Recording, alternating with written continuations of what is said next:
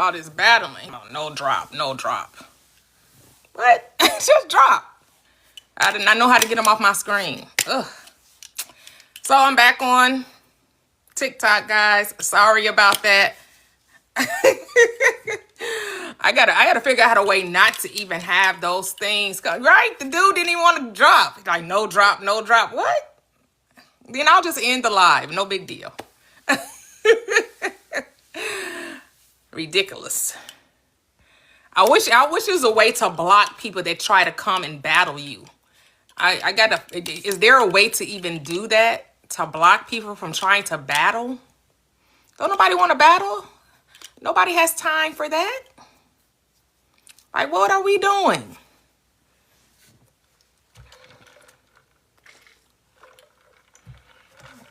Hey, Mia. Welcome, welcome, welcome. Oh, crazy. I know, Lord. Love and abundance. Hey, Master You. Welcome, welcome, welcome. So we are the creators of our own experience. We are the gods that took form and decided to experience what we call this third dimension. And God doesn't mean that you're a lord of anyone else other than your own mind. You are the lord of your own mind. You are the lord of your own kingdom, your own awareness. Now, some people do try to lord over others, and some people love to be lorded over. Don't get it twisted. People like kings. People like leaders. People like pastors and presidents. People like somebody being over them. Don't get it twisted.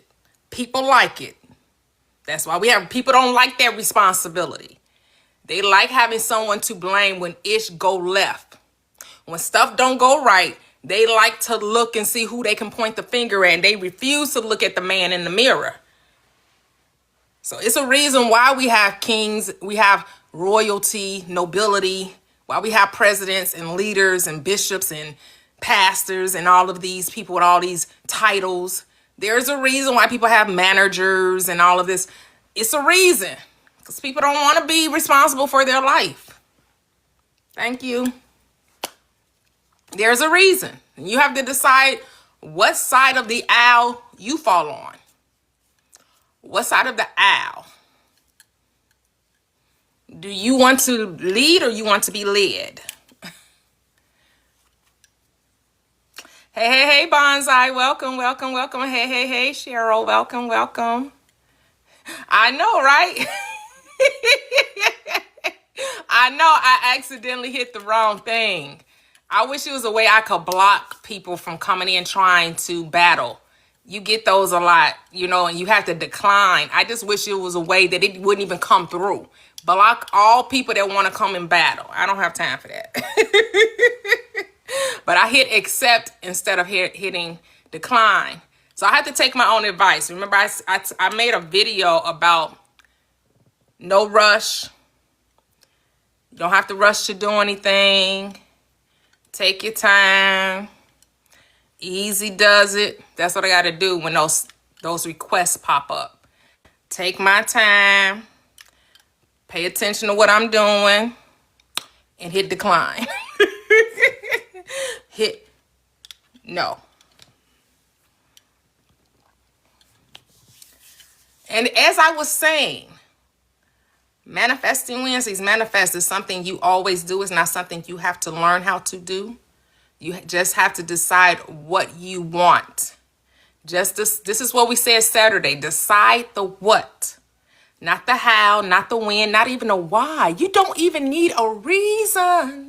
The reason that we're here, because you feel like it, because you can.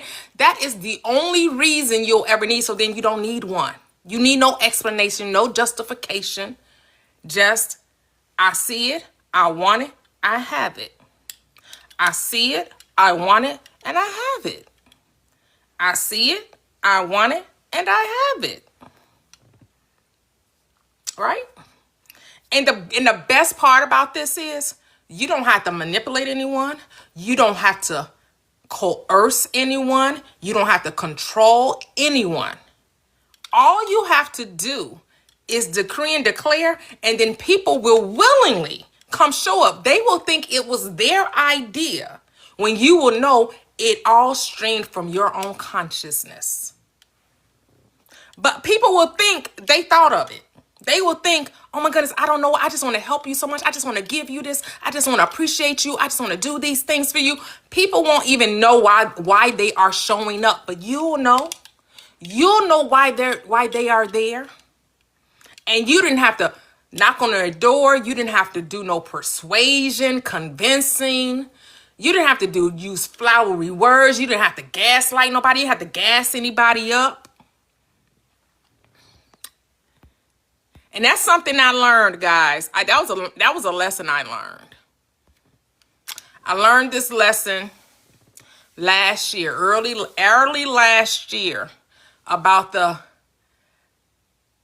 somebody trying to come and gas you up and build you up to make you feel like you're something more than you. You know, I got caught up in that. But I'm glad that I became aware of that. And I decided to block the person. I'm going to be true. I'm going to be full transparency here. I decided to block the person because I felt like they were starting it up again and they were starting to DM me. And I could have ignored the DMs. I could have deleted the DMs, but I didn't want to do all that. I just decided I'm just going to block them. So they know that I know that they know that I know. I don't get time for that no more. We're not doing that no more. So I blocked them. Now, when I did my email list, which it wasn't, when those who downloaded my free ebooks, Gumroad keeps you on an email list. So when I uploaded new books to Gumroad, they ask you, do you want to send this new ebook out to those who have downloaded your materials before? And I was like, yes. And so the person ended up getting the new email and they emailed me. I didn't even respond. They were like, oh, I see that you blocked me. I see that you did it. I'm like, delete. Because I owe, no explanation. But I realized that whole interaction is something I created. I take full accountability. I created it. And what I came to learn, what it helped me remember is that I don't need to believe in others. I only need to believe in me. I don't need to believe in another person's story. I only need to believe in my story. Because when I started to question the story that they were telling, they tried to make it seem like I was trying to do something to them because I wanted proof of what they were saying. Because my thing was, you're saying some very outlandish things that are very provable. Very provable. And if it's true, you shouldn't have a problem asking for proof. I mean, you can't want to try to tell me that my what I'm telling to you was magic. It's not mine. This doesn't belong to me. Everyone is magical. I don't need you gassing me up talking about how, oh, this is Miss Toya's magic. This is magic. No, boo. This is everybody's. This is everybody's. This does not belong to me. I don't need you gassing me up. Because if what you're saying is true, because a lot of the stuff that they were saying, I knew it wasn't true, but it never called them out on it. I knew it wasn't true because, first of all, I watch football, right? I watch football. So me watching football, had a nephew that played football, have neighbors that play football, but you want me to believe you still playing football in February as a sophomore in high school, as a junior in high school, and you want me to believe you still playing football in California for a high school in February?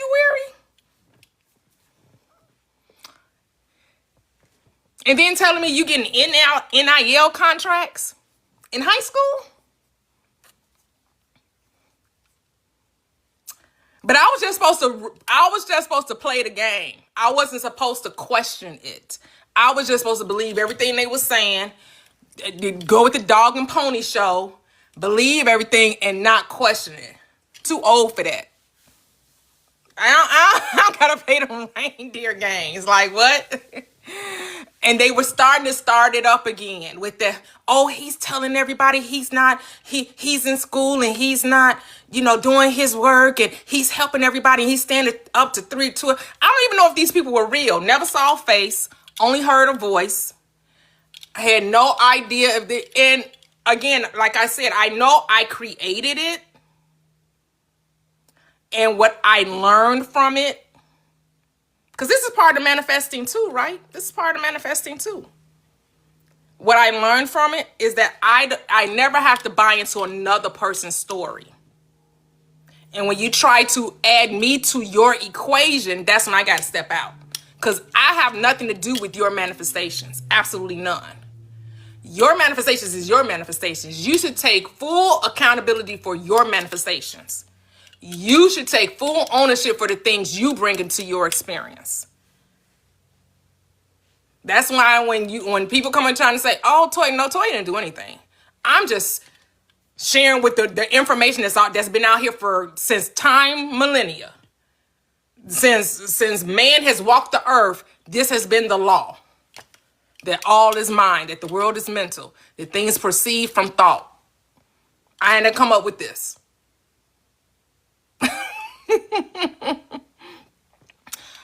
I don't know, Key. I don't know. Like I said, I think that I can only say I manifested it. And what it was showing me is that what I got out of the interaction is that it's not required that I believe in anyone but myself. And it was like trying to get me to believe them. Oh, we believed you. We believed everything you said. We trusted you. And I'm like, hold on, wait a minute. Why are you trying to act like I did something to you? Or I got something from you or that? I was like, wait a minute. What's going on here? What's going on? So I was like, and now they trying to gas me up. And so I was like, I had to check myself and be like I told you guys, it was another creator on here, a content creator on here, who said that her belief in herself did not come from compliments, right? I think Mia has said, I forgot exactly how she said it, but her confidence did not come from compliments, right? And that's something I hated. Like my whether you agree with me or not, I know that is real. I know that is true. Hey, Tam V.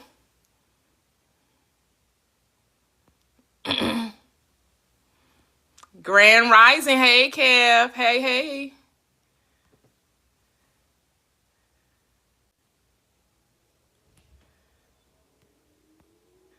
I don't know about all that. I don't know about what they talking about. Yes. But yeah. And so I just decided to, I decided to share that with you guys to let you know, we do create things that we feel like is the unwanted, but it's not the unwanted. It's to bring clarity. It's to bring more awareness, and for you to understand that this life is not about anyone else but you. Right? This life isn't about this, not required that you believe in others. Because remember, there is no other, right? Right? There is no other. There is no other. And I know there's no morality clause. There's no right or wrong. There's no good or bad. But I don't want to gain from manipulation. That's just a me thing. I don't want to gain from that. That's not how, I don't want to make people believe something that I don't believe in, or try to convince somebody of something that I'm not too sure of or don't know if it's true, or, it's unnecessary. I don't have to, that's not how I roll in life. I'm not saying that other people shouldn't or don't or whatever. That none of my business how somebody else decides to utilize this truth. I'm just saying how I'm going to rock with it, how I'm going to disseminate it, how I'm going to utilize it.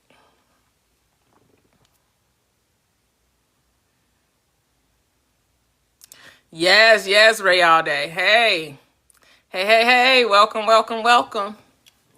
Welcome, welcome, welcome.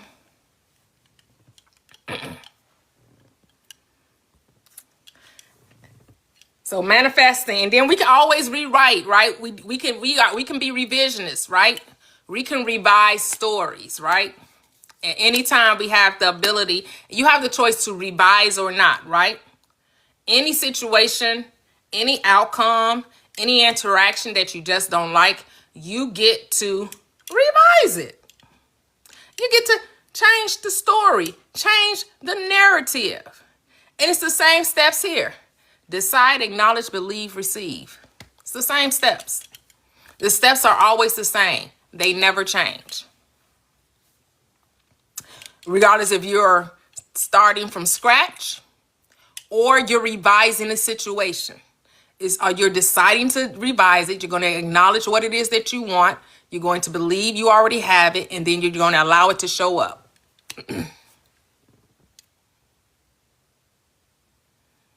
Okay, no problem. No problem, Mia. Absolutely. You can write it out. Absolutely. Remember, there are no rules to this game.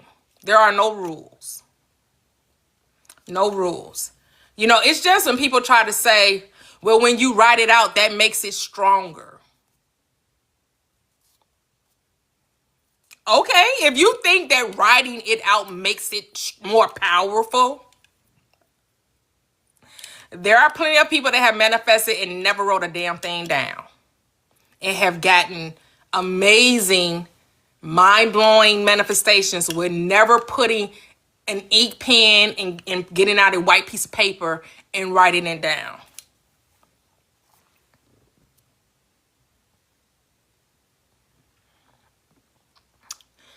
You write it down if you feel it helps you. Remember, there are no laws to this. You are the lawgiver. You are the lawmaker in your reality. You are the king sitting on the throne. You get to dictate reality. If you feel like writing it out soothes you, calms you, rejuvenates you, inspires you, motivates you, do it.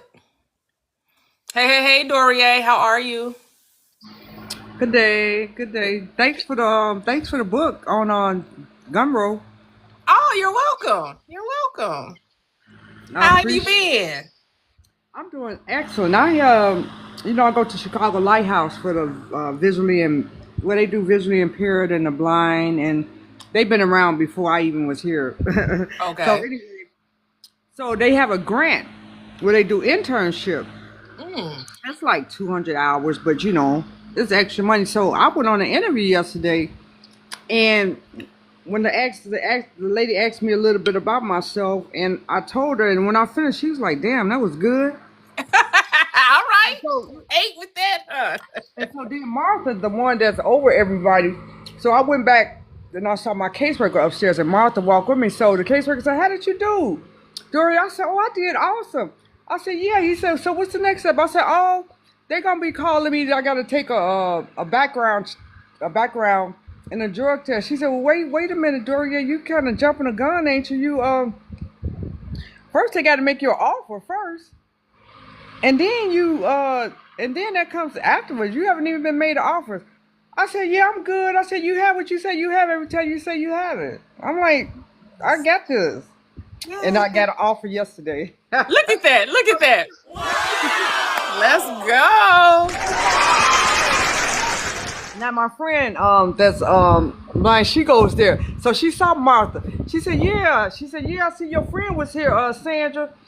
And she said, "Yeah, she was." She said, "Yeah, she seems pretty extremely confident." Like she told me I was seeming extremely confident and kind of like, but I always speak like that, and there's nothing wrong with Yes.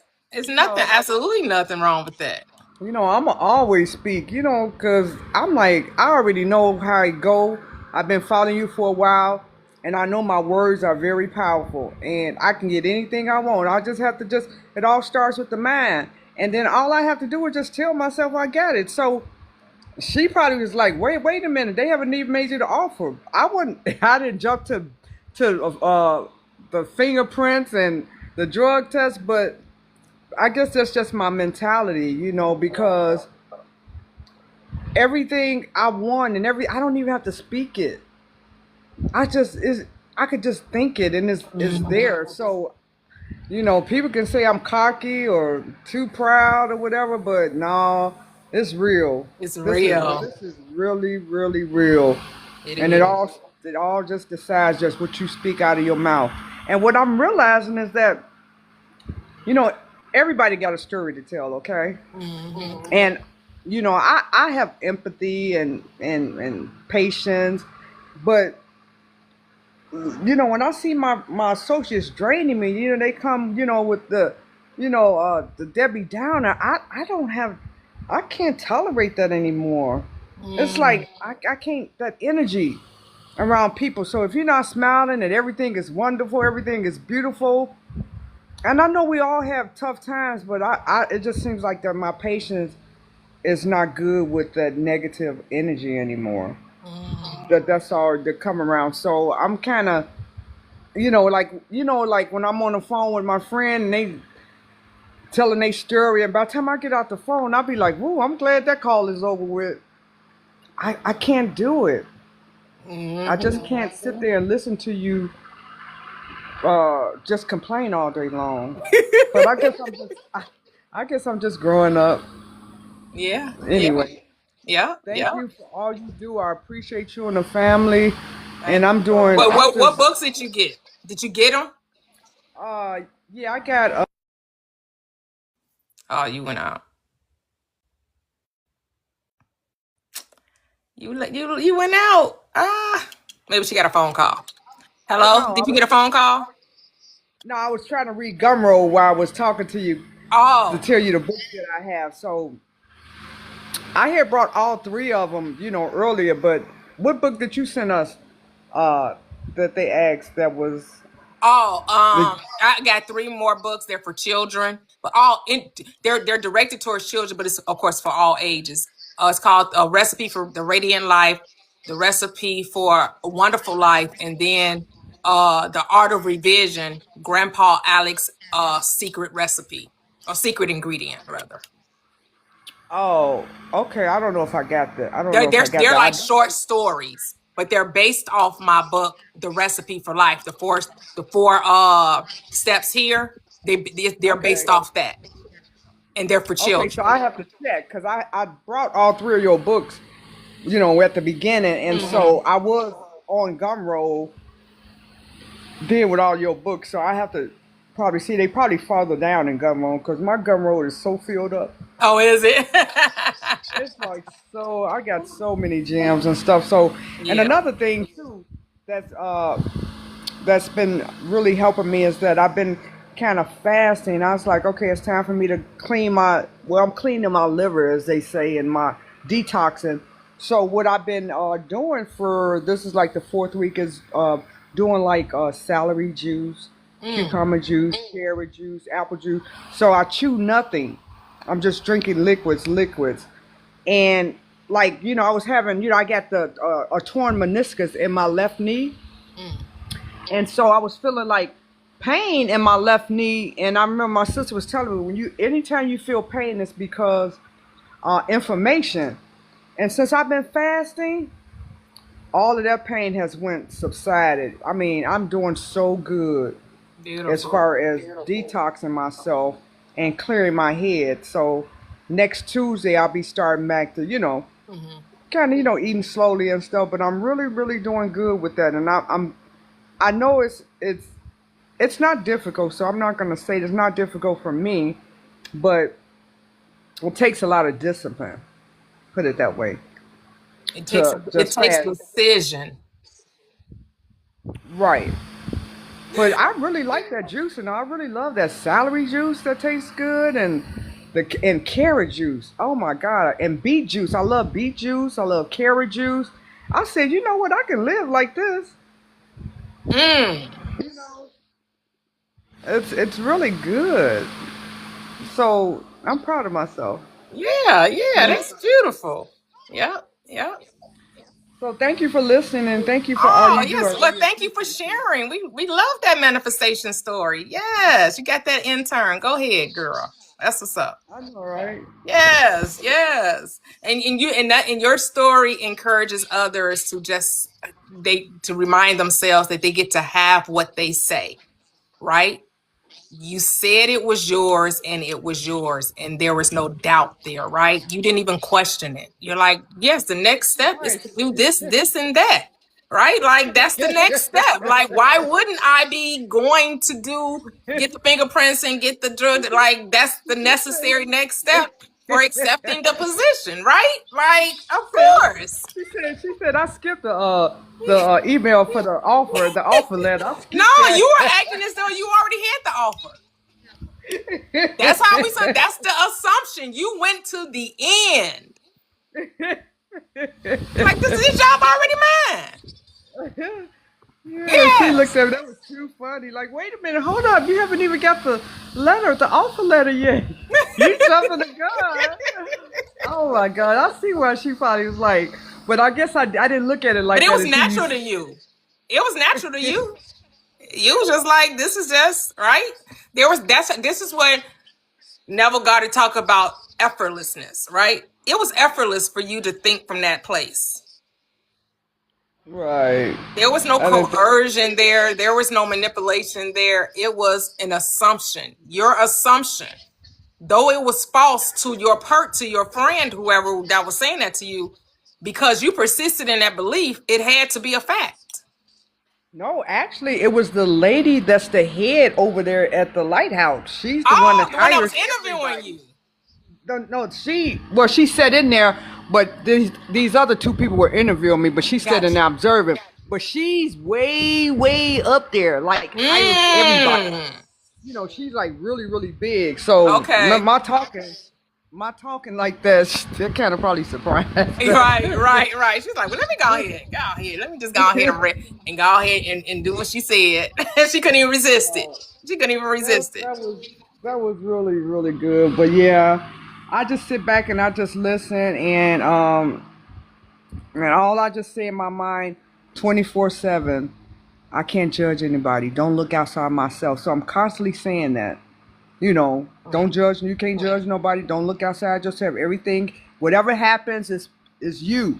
Yeah. Don't blame nothing. Don't look over there. Look within you. It's a mirror of you.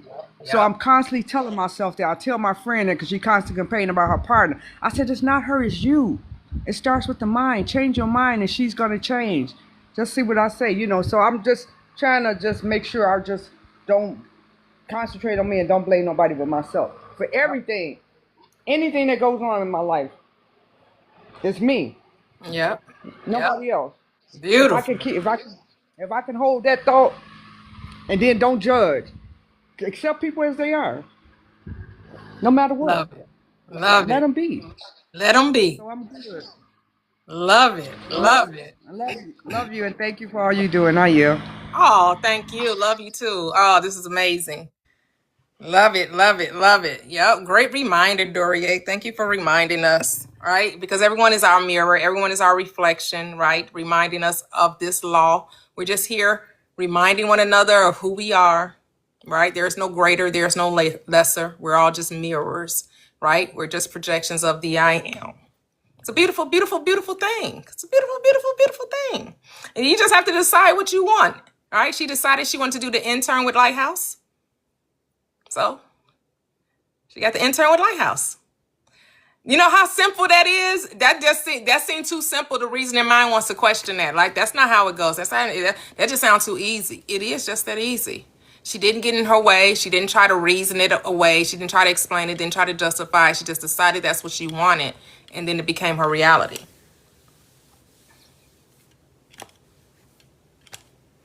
Take full ownership of your manifestations. Take full ownership. of your manifestations.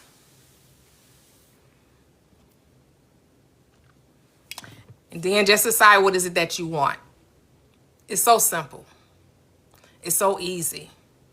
It's not difficult. And remember, I say it's, even though I have it broken down to 4 steps, we know it's only really 1 step. The only 1 step that ever really matters is decision. Because once you know that you truly decided to do a thing, you no longer argue with yourself. You're no longer going back and forth. You're no longer trying to give an explanation or justification. The only reason why you find explanation or need to explain yourself or justify yourself is because you're still trying to prove to yourself you deserve a thing, when deservingness has nothing to do with it. Worthiness has nothing to do with it. It's because of who you say that I am. So who do you say that I am? All right? Well, then Neville Goddard said, feel the feeling of the wish fulfilled. What is he telling us? Identify with being that person. That's what he means by feeling. He's not talking about your emotions. He's not talking about being happy or sad, glad or mad. He's talking about identity shift. Get the identity of the person who has it, right? Because that person, you being that person should be natural to you. It should be normal for you to have whatever you're asking for. And so if it's feeling unnormal, if you're feeling like you're not that person, this is where commune with thy own self upon thy bed and be still comes into play.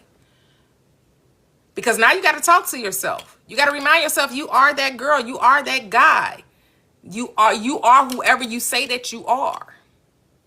Right? And really all you give yourself a pep talk, or you ask yourself the questions that Neville Goddard poses and says, well, now that I am this, how does my world look different? So you can decide how your family sees you or your friends see you. You can decide, are you living in the same city, the same state? Are you traveling more? Where do you shop? Where do you dine? Like, there has to be something in your world that shows a movement that correlates to the identity of the version of the person you say that you are, right? So what's different? Because that's the movement in mind that has to take place. This is where the rehearsing comes in. However, it should be effortless. There should be no struggle with this. There should be no pushing, no pulling, right? This is where they say you can get the opposite of what you want when you try to force a thing.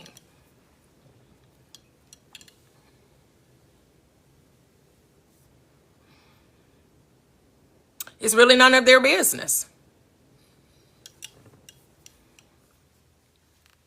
It's none of their business, just like it's none of your business.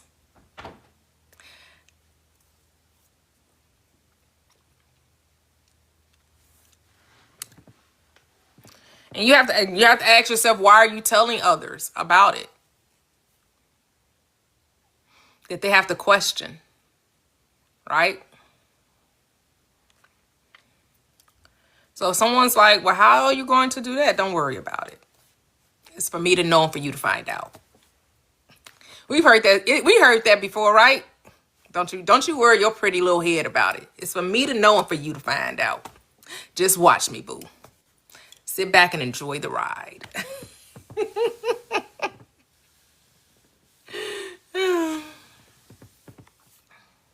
You say you get, what do you do all the time? I'm just living life. I do whatever I want to do. Like they said, it was this meme. Well, it wasn't. It was like this. I guess it was a meme. They say, "What do you do?" My best, Tom. My best. I do my best. So somebody asks you, "What do you do?" My best. Whoever. My best. I do my best. Because what can they go with that?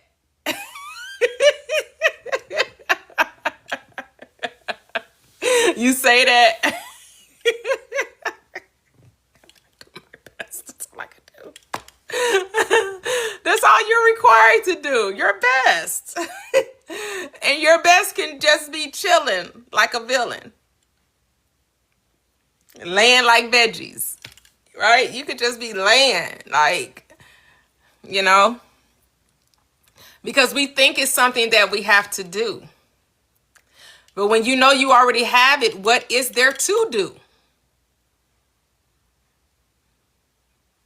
What is there to do? There's nothing to be done. Go your way in peace. Act like it's already yours. That's the only doing you have to do. Is in your mind. It's already done.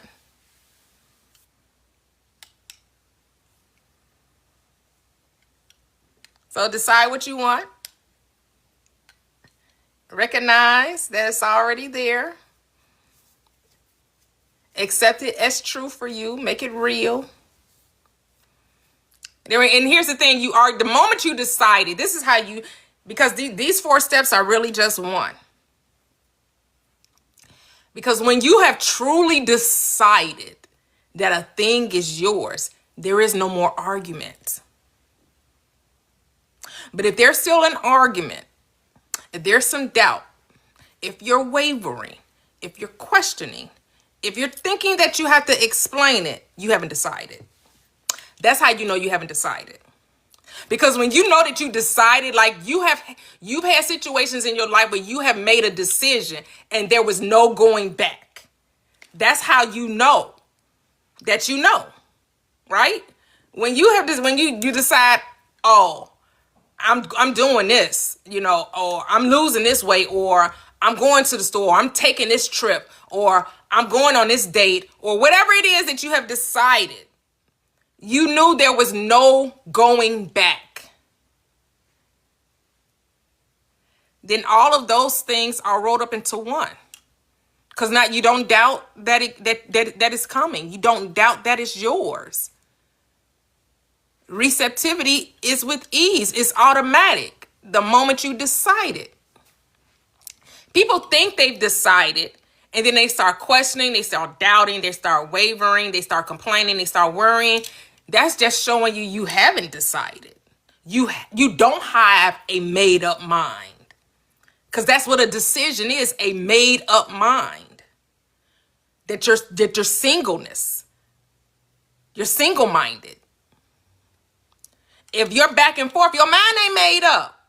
You tossing and turning, you wondering if it's going to happen, you wondering how it's going to happen, you wondering when it's going to happen. Your mind isn't made up.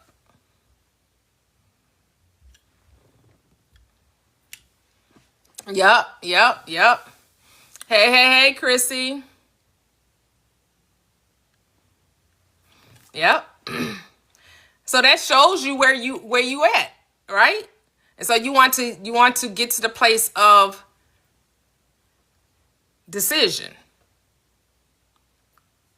And that part, it should not be work though. Effortlessness. So that's why a lot of times people will tell you, if it's something that you're saying, oh, it's too big, I don't know how, I don't know when, oh my goodness, this just, my body doesn't feel good about it, then let it go. Let it go. Let it go. Let it go.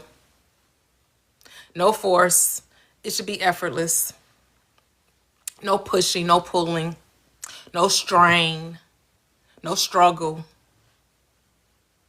Just gently be like, okay, I wonder what would it be like? What would I be doing? What would I be saying? What actually would be different? And then let the thought come up. Don't try to force the answer. Let it come up. Like, ask yourself the question and don't expect the answer to come like in the next 5 seconds. The answer may come up in a dream. It may come through you watching TV, on social media, walking, driving. It may come in another week. But let the answer come. Don't try to force the answer.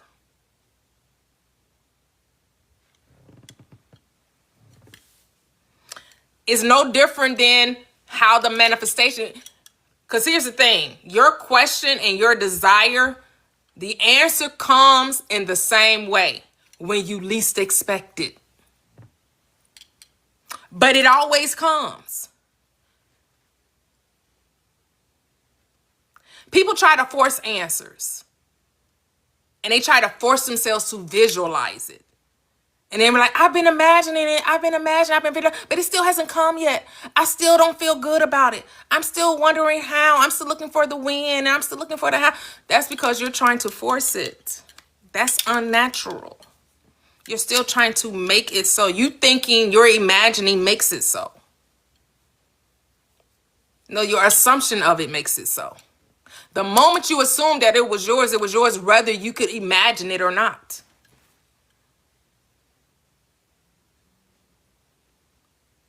Whether you can see it in your mind's eye does not determine whether you get a thing or not.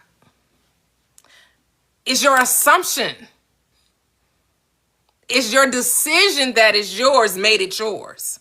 Regardless if you wrote it out, regardless if you put it on a vision board, regardless if you did a 369, regardless of whatever technique you think you are, because deciding is not a technique. It's a way of life. You're always choosing. Always. Your whole life is nothing but a sum total of choices that you've made. Correct? Whether you are aware that you were choosing or not. Whether you were consciously choosing or unconsciously choosing.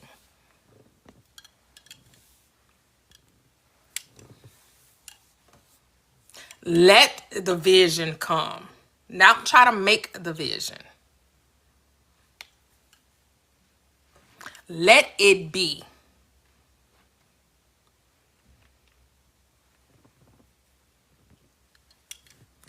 Let it be. And it was. God didn't say, I have to see what a sun looks like before the sun or the star. Let me imagine the stars first. Let me imagine a body of water. No, God decided that there was going to be bodies of water. There would be a firmament, and there would be waters above and waters below. There would be a sun to light. There would be a sun to light the sky. All right.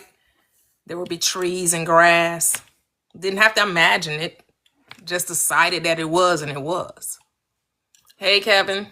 Welcome, welcome. Welcome, welcome. Welcome to everyone on the live. I try to live, my life according to the way that I teach and the way that I speak. And, there's a cliche that says charity starts at home. So, meaning it starts with self, but I'm using it in a different way right now. My youngest son, I've been talking to him about manifesting and how we organically, involuntarily manifest, and making him aware not only that he does manifest, but what he manifesting so he can manifest what he want on purpose.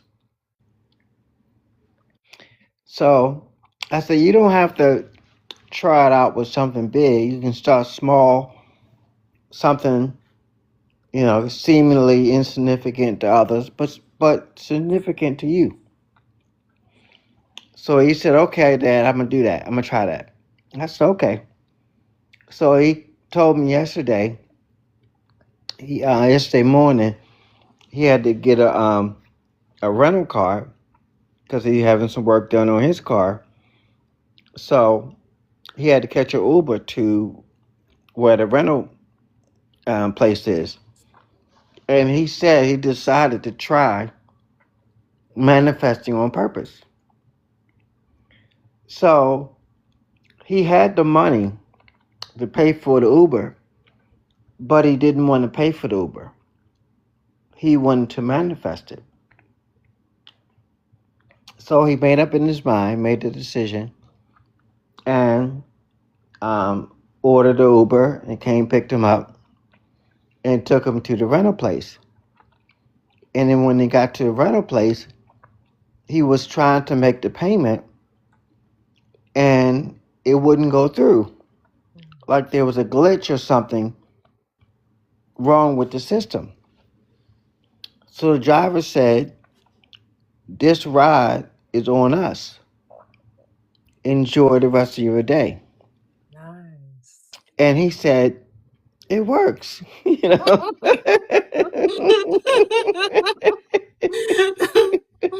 Yes. So that was the first one that day. There was one really big one. He had an issue with the vehicle, and he needed some major work done onto it, like the axle, control arm, suspension and strut, you know, some real issues. So they called him to go over the estimate, and it was, it's an SUV. So they're, if you're not familiar with those, they can be a little expensive to repair. And the guy manager was telling him it's going to be close to $4,000 to fix. Now, I know my son. I think he still has the first dollar he ever made. Mm. He don't spend no money. That's funny.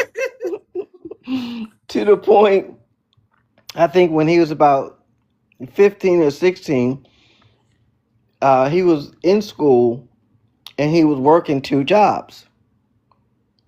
And I was like, nobody's pressuring you for money.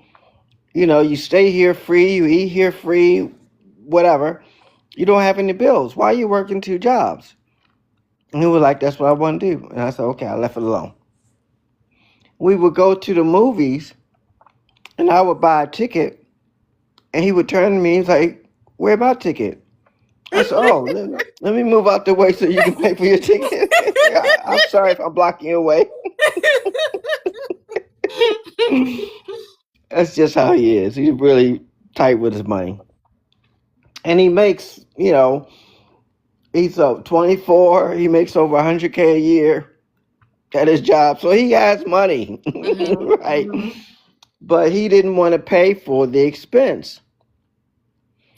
And he said, well, I'm going to do the same thing I did with the Uber situation that I'm going to do with the car. And he called to see if it would cover by his insurance carrier. And he put in the claim. And they said, yeah, we'll take care of all the expense for the repairs. You just pay your, deductible, $500 deductible, and we'll take care of it. Nice. So what I wanted to say to everyone, when the universe does something, you don't need to know the how part. You need to trust that the how is already taken care of, especially when you're living in the end result. Meaning the how has already been worked out. Yes. And it reveals itself as a coincidence, as maybe an accident or luck. But there's no such thing. It's you. If you buy into that with luck or coincidence, you're denying your power. And you don't want to do that to yourself. You want to walk in your power, lean into your power, and understand that you are the God of your universe. Yeah. So everybody that's listening, try it out. It could be on something small. It don't have to be money that you want. It could be anything. And just try it out. And as the script said, prove me. Prove me, says the Lord. See if I will not pour you out a blessing you don't have room to receive. So I land my plane. Ooh, beautiful, beautiful, beautiful. Yep, it happens in a natural way. And right, sometimes you say, well, that would have happened anyway, or, or that wasn't, you didn't do anything, try to explain away, but you have to understand that you're the cause, regardless of how natural the occurrences seem to be. You have to take accountability that you were the cause and that everything comes through you. Love it, love it, love it. Hey, Latoxic, how are you? Good evening. How are you doing? I'm great, great, great. How are you? Good. I'm sorry. I don't know I lost track of time. I was doing AI stuff. That's okay. You're here. I had something this is a small thing to share, but long story short, I was working on this project for a client a few months ago. And I was creating I was creating canvases, which are basically like Google Docs, docs and like whatever. They're like docs. And anyway, I was doing for a client and the project closed out and everything was fine. And then I forgot to like snapshot them or whatever, or like document them or keep track of them because I wanted them for my portfolio. And this is months later now that I'm realizing this, right? So I was thinking to myself, I would really like to get access to those docs again, but I didn't want to bother the client about it. It wasn't like a big deal because I'm like, why would I need access to it? So it was like a weird thing to ask because this technically you're not supposed to get access to this stuff. So anyway, earlier this week on Monday, the client reaches out to me. She's like, hey, I'm having trouble with these images. They're not showing correctly on this thing. And I'm like, oh, okay, I'm looking into it, whatever. And so I got access to all the documents again. So I'm like investigating it and I'm like trying to figure out what's going on. And then she messaged me back and she was like, actually, you know what? Never mind. Everything was fine. Everything works perfectly. I don't know what's going on. She's like, I don't know why it was happening, but everything That's so you can get what you needed, right? Literally. Literally. She was like, yeah, everything is great. And I was like, I just double checked with her today. And I was just like, hey, just double checking. Like, are you, did you check with your team? Like, is everything good? She's like, yeah, everything's perfect. Everything's great. And I just thought it was so funny because I literally had that thought like last week. Look at that. You just let it go. Literally, I just didn't even worry about it. I wasn't Don't like, even. whatever. Yep. And that's what I say. It's not required to do anything extra. The others, if you do anything extra, you should do it out of fun. Mhm. Well, if you're deciding to imagine, if you're deciding to write it, if you're deciding to do vision boards, if you're deciding to do any technique, it should be simply because it's fun to do, not because you think that's making a thing happen. Go ahead, Latoxic. Period. No, nothing else than you said. It was just a cool experience. I wasn't even trying to manifest it. It just came to me. And like there was no need for her to come back to me. The project was over. Like I deal with a lot of like one-off clients. So I was like thinking to myself, well, oh well, And it's like it was like a series of like 10 different like canvases. So it was it wasn't a small amount of work, but I wanted it just in case, as I wanted to like, keep doing business stuff. Yes. Just was like, I really would like to have access to it. And all of a sudden, there it was. I didn't have to even ask. It just was. Wow. So. Yep. And this is something that we have to ask ourselves, right? What do we expect? Do you ask yourself, what do you expect? Do you expect for it to happen? Or are you on pins and needles and pins? A happy person's a person that grins. Or are you expecting like what do you expect? That's a great question to ask yourself because guess what? You get what you expect. So what is it that you expect? Do you expect for everything to work out for you? Do you have joyous expectation of the good?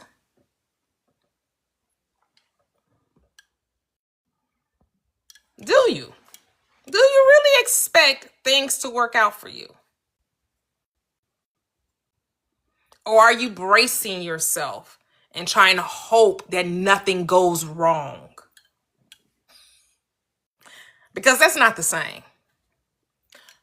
Hoping that nothing goes wrong and expecting the best, because you get what you expect. So everything you do, you should expect nothing but the best. Nothing less than the best will do.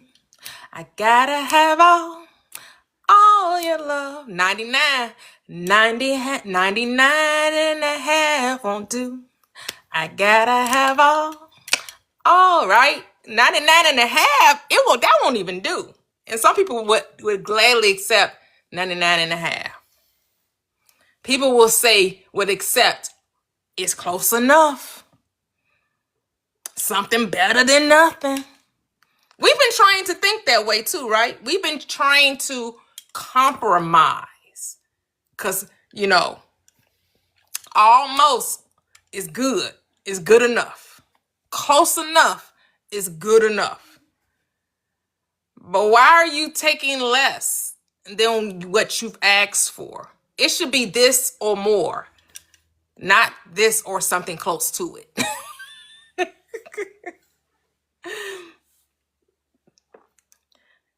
Right? Like when you decide that you want things in life, right? Like you desiring marriage, or you want a specific kind of car because it's been the car that unless you're upgrading, right? Why would you be like, well, I really want this, but I'll take a beater with a heater? Because now you're trying to limit God. Because in your reasoning mind, I can't afford what I really want, but I'll take what I can afford. And that's not how we're supposed to operate. We're not supposed to operate by what we can afford. We're supposed to operate by what we desire, what the best. That part. Thanks, Kev. God does not do horseshoes.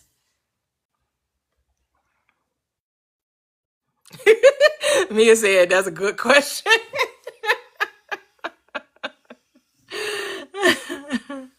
We were taught desire was wrong. Go ahead, Kev.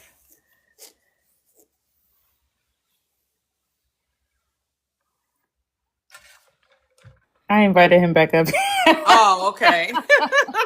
I invited him back up because But he has to accept it. He just can't hop up. He does have to accept it. Or maybe he's not paying attention. Hey, Mia. Hey, How are you?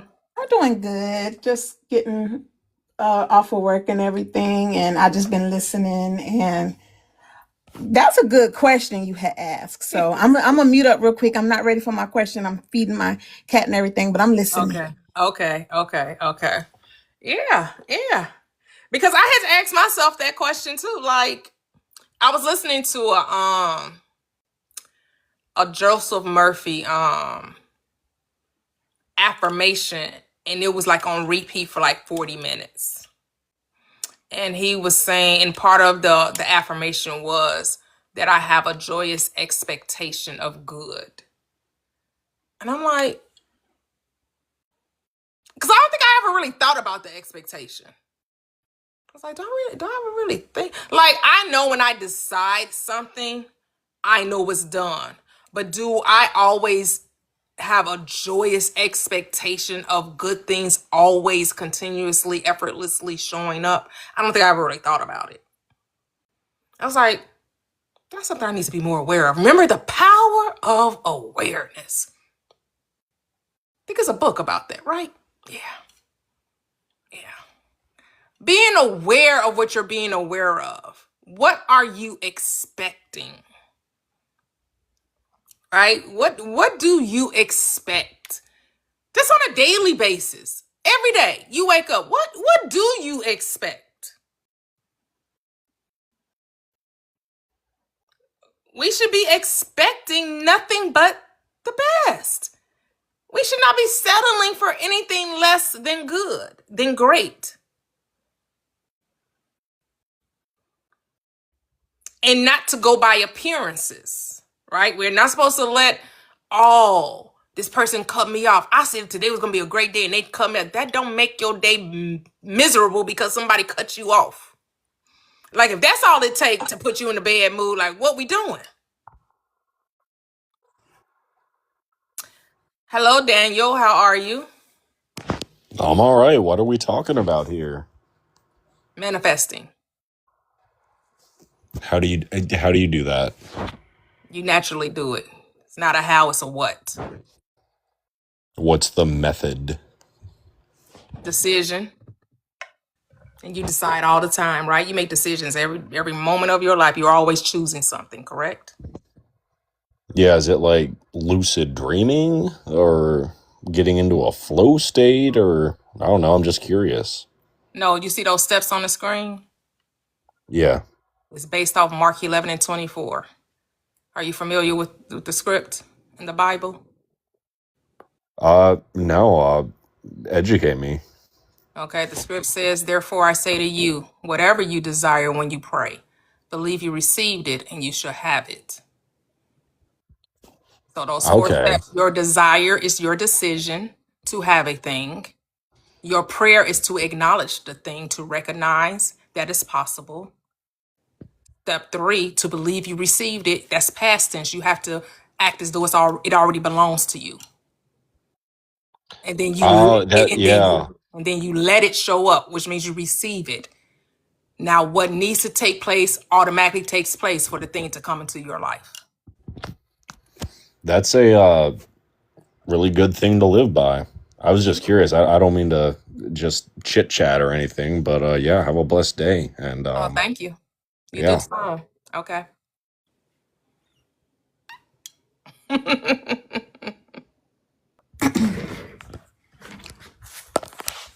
That went well. I was nervous. Ooh, I was like, now where is this going? It sounded like you heard something about manifestation and wanted to make it this woo-woo thing. And, you know, I ain't on the woo-woo thing. I care less if you could lucid dream. I could care less if you could wake up in your dream. What you doing in your waking state? Who cares about what you're doing when you sleep and that you can fly all over the moon? I don't care. I mean, it's cool. It's great conversation. Yeah, But at the end of the day, my life isn't about escapism. It's about creating the life I want to experience in my knowing state. 100%, because I dreamt last night that I was driving my bike down the stairs. Definitely don't want to recreate that. I have dreams like that. I had a dream that I was in a car and we was on the ocean. And the car turned into like a boat. I had that before, yeah. And I be having dreams like when you talking about going downstairs. I'm never walking down the stairs. I'm tight roping down the stairs. Like, what the? It's never anything simple. I be tight. Like, how come it's not walking normally down the stairs? Why am I'm either jumping off little landings coming from, because I would have dreams like I was in my mother's apartment where I grew up at, my mother's apartment. And I'm leaving the apartment. Instead of going down the green carpeted staircase, I'm either tight roping down the stairs or I'm jumping off landings to get to the bottom. I'm just like, what? It was so interesting. Go ahead, Mia. No, so I was like driving. I was, Wednesday I'm speed racer. Well, I'm not speed racer. I'm traffic racer in Houston traffic. But you had mentioned earlier about revision. So is revising more because, we replay situations in our mind all the time. And that continues the story, right? So is revising basically just changing how we think about whatever happened? Yep. So at least if we're going to replay it, we replay it the way we want it. Yep. Okay. That's it. Okay. I think that was my only question that I had.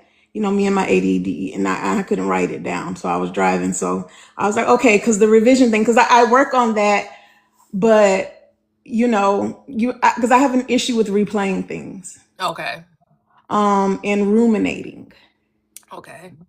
On situations and replaying things, and I get lost in thought. And I think we were talking about that. I don't know if it was last Saturday or last Wednesday, but I'll find myself like in the car or just get lost in thought, and I'll just be like, oh God, I've just replayed a whole scenario, made myself re-mad, re-sad, re-hurt, re-frustrated.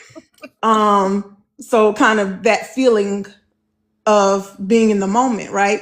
So if we can kind of create those or recreate those feelings and those emotions in that state just from our mind and just replaying those narratives, we can do that with desire, and we can do that with the things we want. So just kind of revising those things and kind of Because what your subconscious is showing you is that the past doesn't exist except in your mind, right? absolutely. And so that means the future also only exists in your mind, right? So if you can conjure up those emotions, and that's why a lot of people say, oh, get the feeling, let your emotions, but here's the thing. Do you like those emotions that the past are bringing up? No. And sometimes I'm frustrated with myself. Like, why the hell am I sitting here thinking about something that has me upset or sad? Even like my mom, after she passed, and I've stopped doing that, but closer to when she passed, I used to think about her, and I would think about the most sad, horrible last end of her days. And I'm like, why would my mind go to that? Of all the memories of her, why would I do that to myself? Yeah. Because sometimes people, when they're desiring to see themselves have something that maybe at first thought seems impossible, what's going to normally be the emotion? Yes. Yeah. Is it going to be nervousness, maybe fear? Yeah. And then you're going to tell yourself, well, I'm feeling this fear, so that means I can't have it. No, it doesn't. That's not what it means. It just means you're fearful of the unknown. You don't know what it's going to be like to have it. And that's that anxiety, right? That's that fear of the unknown and that wanting to control something when you don't realize you do have the control. That's why I'm like, you got to get the feelings out the way. Yes. And get the feelings out the way. While people trying to tell you to lead with the feelings, I'm telling you to lead with your word, because your word is power, and not your feelings. Your feelings are a byproduct of the word, but you get to tell your feelings how to feel, just like you give meaning to words. Like people are like, words have meaning. Words have only mean what the fuck you say they mean. You're literally right, and I tell people that all the time because I work in a field, in mental health field, where some of the most mean, hateful things have been said to me by my clients, right? But I literally decide on a daily basis for those words not to mean anything, because I decide that someone with mental health problems is saying it to me. But if someone outside of that context says it, I decide to be mad about it. Now you apply meaning to it. But it's still a decision. It's still a decision. It's always a decision. Yeah. And just like you said earlier, I have been listening about, do you really think it's going to happen? And that it really comes down to that. Like when you decide on something, do you really think it's going to happen? Do you really think you deserve it? Because if you did, there would be nothing left. It'd be easy to manifest. Yeah. You'd be easily to just let things be and like, okay, so this is what I want. There's no other option. It's going to be great. And oh my God, I can't wait. And yeah, and you just move on with your life. But we don't do that. And you really have to come to terms of why we don't do that. And what is it about life, what keeps you from doing that? Yeah. Now I've been sneaking. I've been reading that other book, Power of, what's the other one?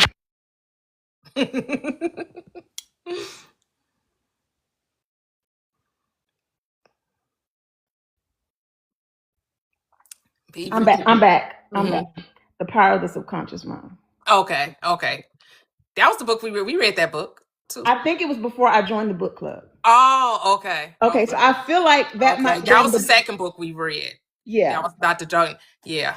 I don't think I was fully in on that one, but I was like, this book sounds just like Miss Toya. I know this her book right here. Because I speed through, because the other book, the audio book, is like 2 hours. So it kind of goes fast throughout the night, and then it goes into that one. I put it in the queue. And I was listening to that one, and I was like, ooh, I love this one too. And I kind of missed it. But it's so true. And with manifestation, and I have to kind of be in control of your thoughts. And I love what you said earlier, though, on the live, about just like, you really have to know and really believe and work on your self-concept and know that you deserve You really have to work on that self-love and self-concept that there's no reason why you don't deserve it. And where does this doubt coming from? What is in your way? Yeah. And I feel like it comes from, we grew up in the church, and it's this judge. You just feel like there's someone deciding on whether or not you deserve it.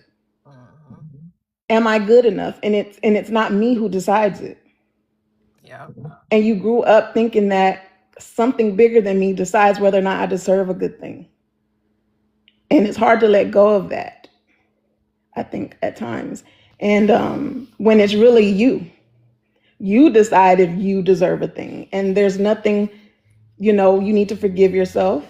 You need to know that you are a wonderful human and you are all of these wonderful things, and to let go of any attachments that you have attached to that said you weren't, so that you can accept all the blessings that you desire, I think. So yeah, it's been a lot. Right, because like you said, it's because you don't only hear that in religion, you hear that here in the spiritual community too, because religion tells you, oh, well, you're one worthy, you're a sinner, you need forgiveness, right? You got to have the Savior, you got to accept Jesus, and then that's your role to even when God does give you something, He ain't giving it to you because you're worthy of it. Right. He giving it to you because He just found mercy. He put mercy upon you, and He giving it out of His goodness, not yours. Right. Right. And then you come over to the spiritual community, and they tell you, well, first, before you can get anything, you got to make sure your nervous system is regulated.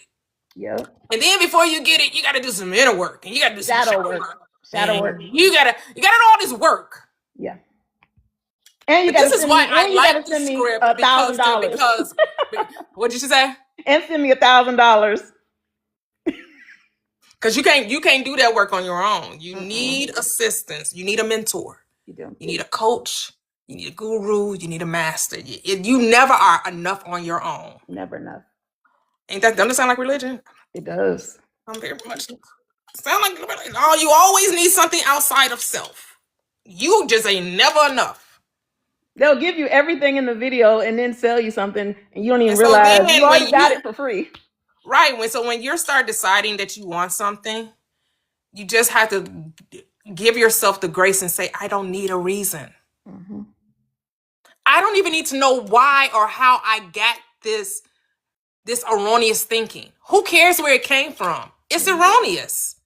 It does not dictate anything. It has no authority here. Because this is why the script tells you don't look back.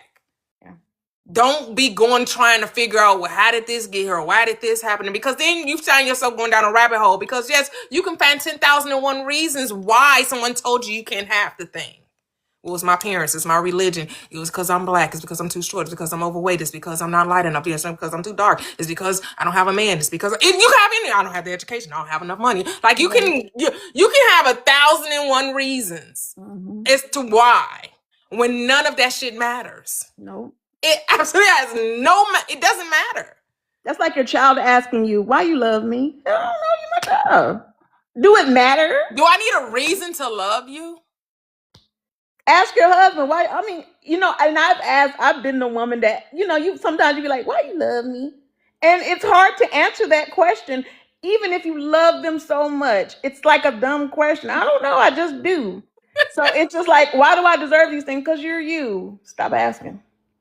Yeah, we need justify. We always try to justifying the thing, but then that's why you have to snap back. This is where the talking to yourself like, well, wait a minute, God. Does God need an explanation? Did God have to consult or confer with anyone before God said, "Let there be"? Was there a meeting in the boardroom? It's like, before we make the images and likeness, before we do that, let's really think about this first.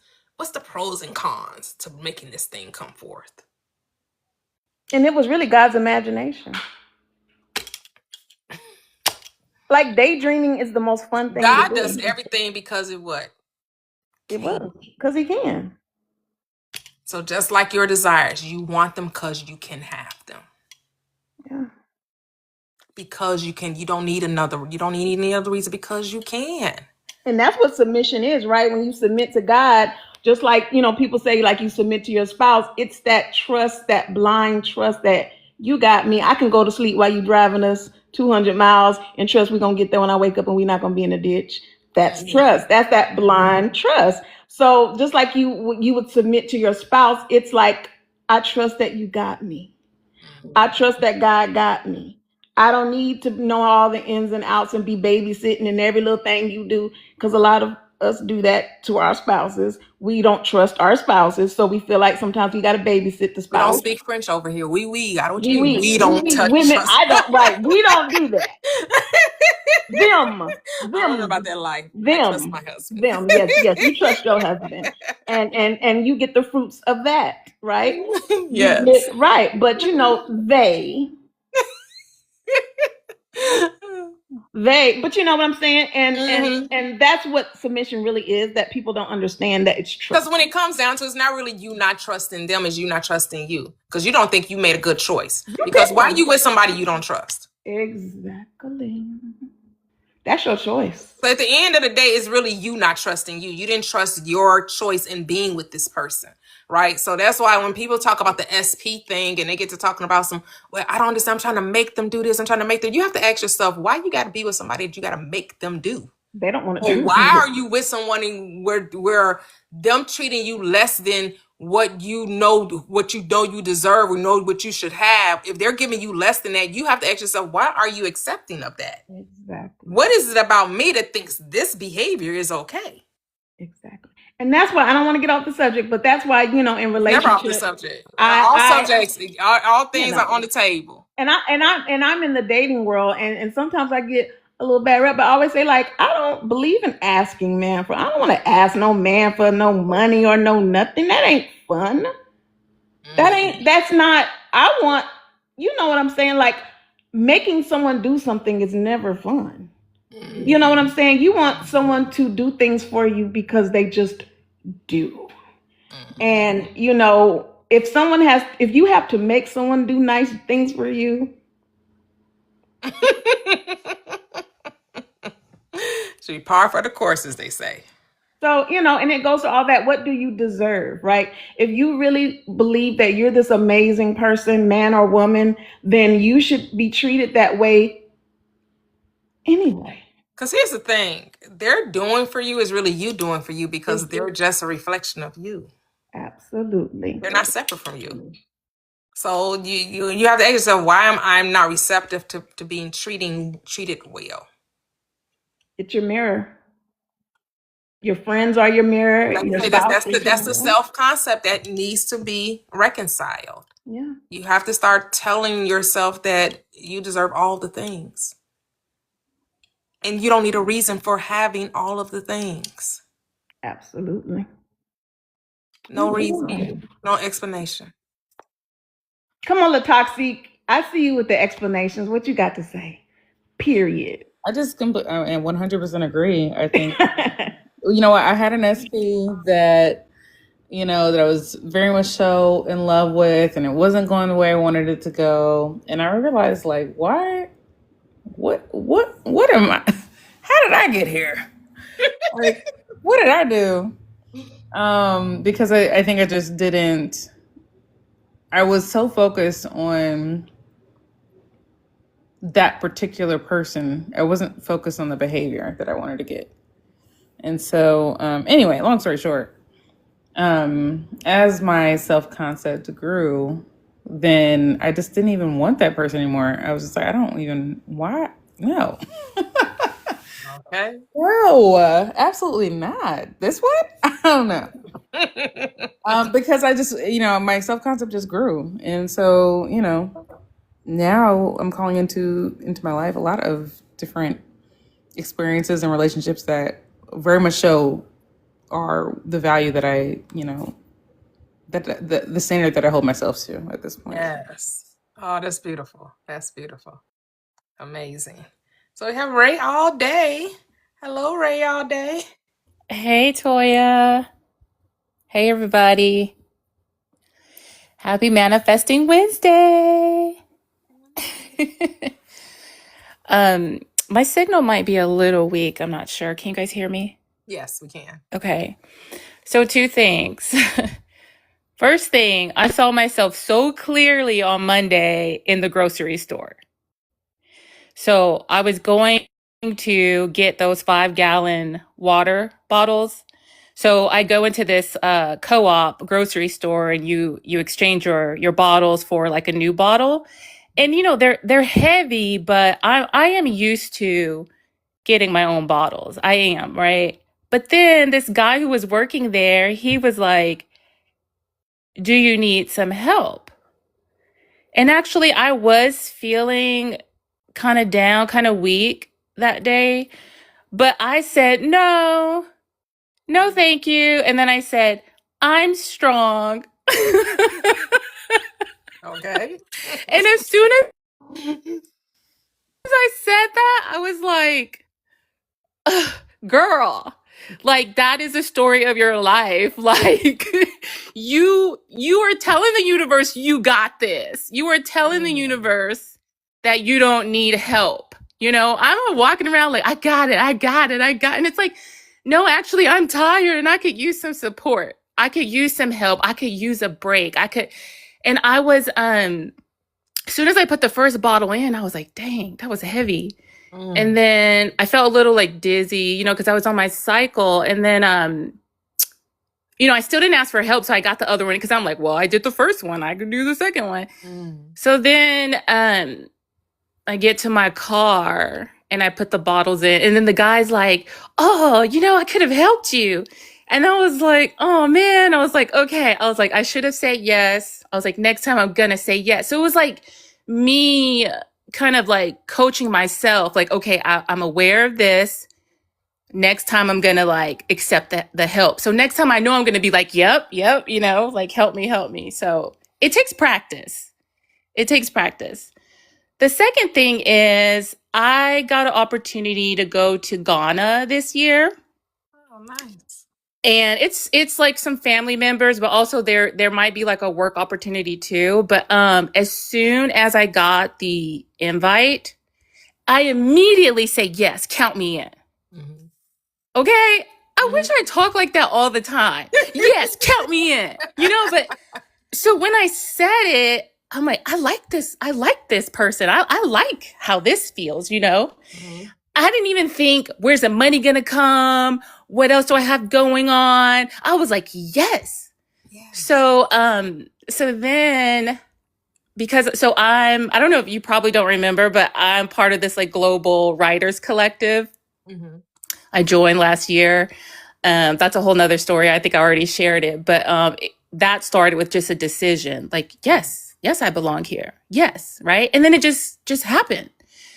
So they're headquartered in Ghana. And so I messaged the president and I was like, hey, I'm coming to Ghana. And he was like, okay, let me talk to such and such and make arrangements for your arrival. All right. And Toya, I'm laughing because these things happen all the time when I'm not thinking or trying to figure it out. And now that I have awareness, I can see how these things have happened for me all the time. And even some of the comments that other people would make, like, just little things like my mom would say, oh, you expect people to do things for you. Oh, you celebrate all the time. And I'm just like, oh, okay, I didn't know there was a problem. And so I think maybe I think maybe that is why I try to add a caveat, like, I worked for this, I suffered through this, I deserve this, because I've been conditioned. But if I take away that struggle language and I just look at how my life flows, it does flow. But for some reason, I feel like I have to like apologize for it, And then I end up creating struggle for myself, like putting those 5-gallon water bottles in my basket. But I wanted to get your advice and whoever else wants to share. And I know I could figure this out, but it's like I remember things when I hear like other people say it. So I'm going to Ghana, right? There's no doubt I'm going to Ghana. Even when I was like, oh, where's the money going to come from? Then my voice said, the money will come. And I believe that. I'm not even worried about the money. So then the other day I was walking and I was like, okay, girl, you're going to Ghana. Okay. You're a global writer. You got to set some things up. You got to set up some opportunities, so you could put on your resume that you're like this global, I was trying to make something happen. And so, and it kind of just stressed me out because I'm like, what are you going to make happen? Now I'm like, I got to make something happen, but what am I going to make happen? Like, I need to get people together and I need to speak so that I can say that I gave this talk, Okay.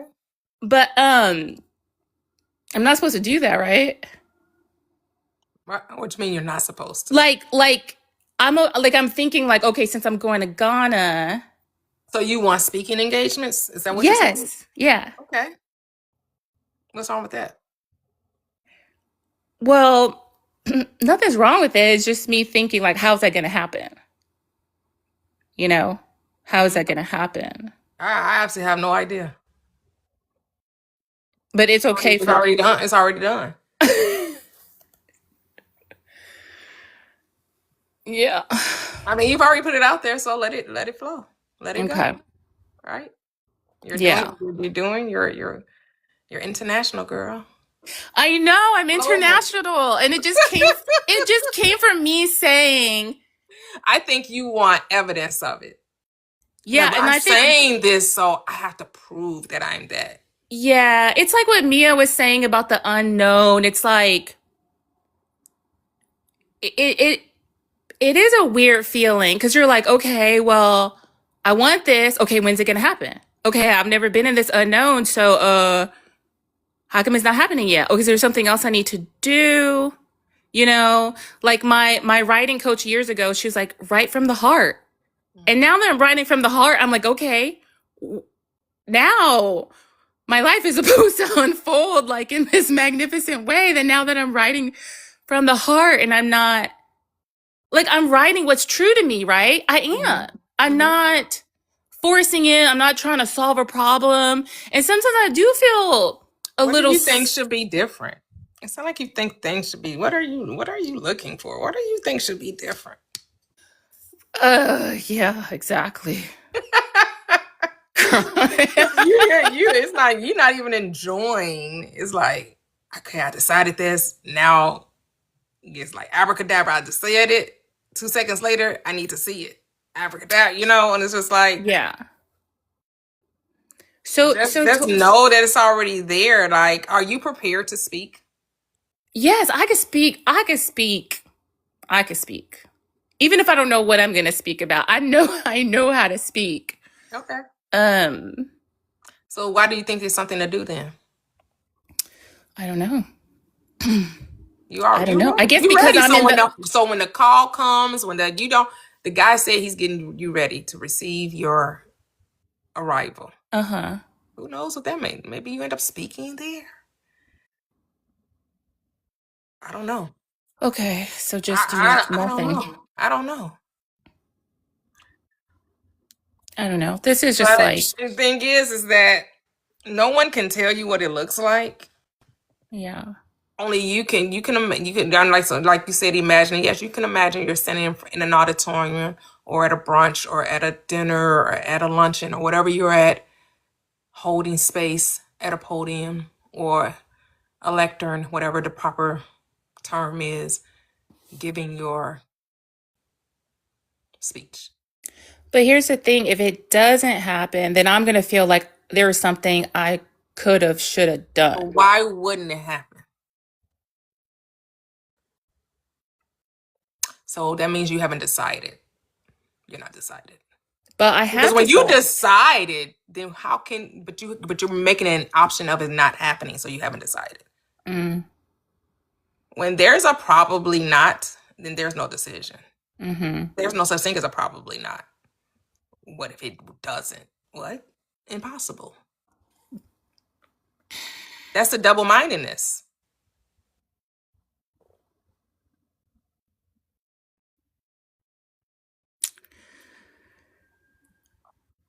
But why would I be? Because I know that things I know that things can happen or things cannot happen. Really? Well, that's your reality. You know things can happen. You know things cannot happen. So in your reality, it's a possibility it won't happen. So then what are we talking about? Okay, so then what do I say? Well, It's stop saying already that. done. Stop saying it right. Stop saying it can't happen.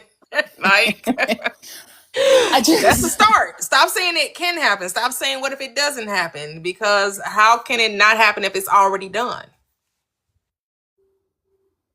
Those wait, so do I two say things can't be true at the same time. It can't be it's yes? already done, then it doesn't happen. That's impossible. Okay. How can something that's already done not happen? Okay, so what do I do now? You chill.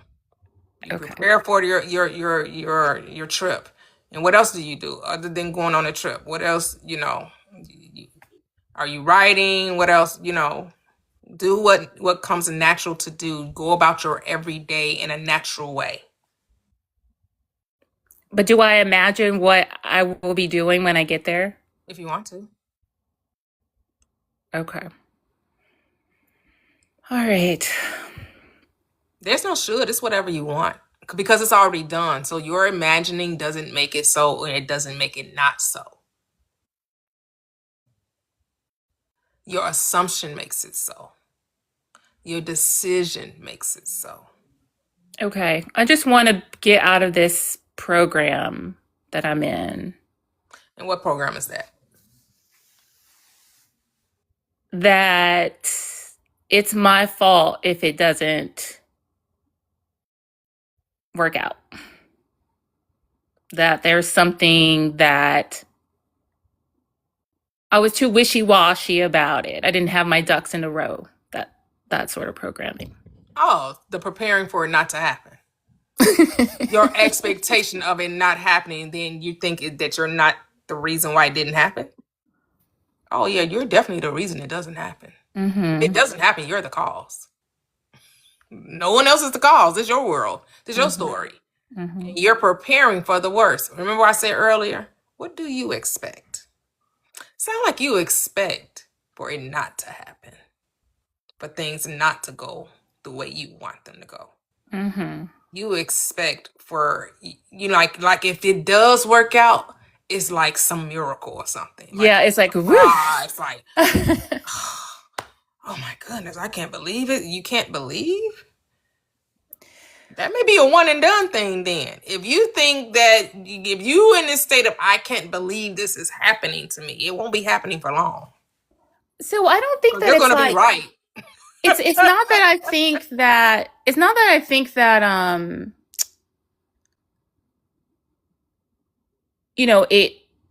I don't deserve the opportunity or the opportunity can't happen. It's not that at all. It's just that I'm not used to I'm not used to thinking that like somehow I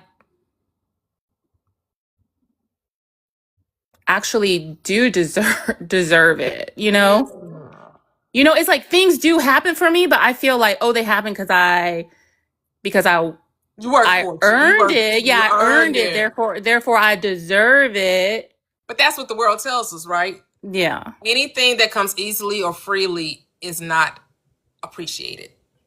Yeah. Only appreciate the work that went into obtaining it. Right? And so, is that wrong? No, it's not wrong. I'm not saying it's wrong. I'm not saying that to work for it is not a way. Of course it's a way. We see it every day. We see people struggle and strain. But they get aneurysms, they get anxiety, depression because they're forcing things to come. That is a way. I'm not saying it's not a way. People celebrate that way. Blood, sweat, and tears. You don't know how much I had to sacrifice. I cried all night. I sleepless nights. I lost my family. I lost my girlfriend. I lost my boyfriend. I lost my I couldn't be at the recitals. I couldn't go to the championships. I couldn't be at the ball games. Because I had to just lay it all on the line. I had to give up everything to get this thing. We hear it all the time. That is a way. And that way is not wrong. We're just saying it's unnecessary. Right. Right. And That's it. and We that's just want you to see that there is a more excellent way. right. And that's new for me. And that is what I've been Yeah, practicing it's on. new for And all of us, right? Because we all were fed the mhm. same story you were. You will Right. earn And your living by the sweat of your brow. Yet we see those who we call the rich, who the world likes to call the elite, how hard they working. right. They living on easy street. They ain't got everybody else working for them because they realize the truth that their mind is that they are ruling their land through their mind, and that the subjects in their reality have to do what?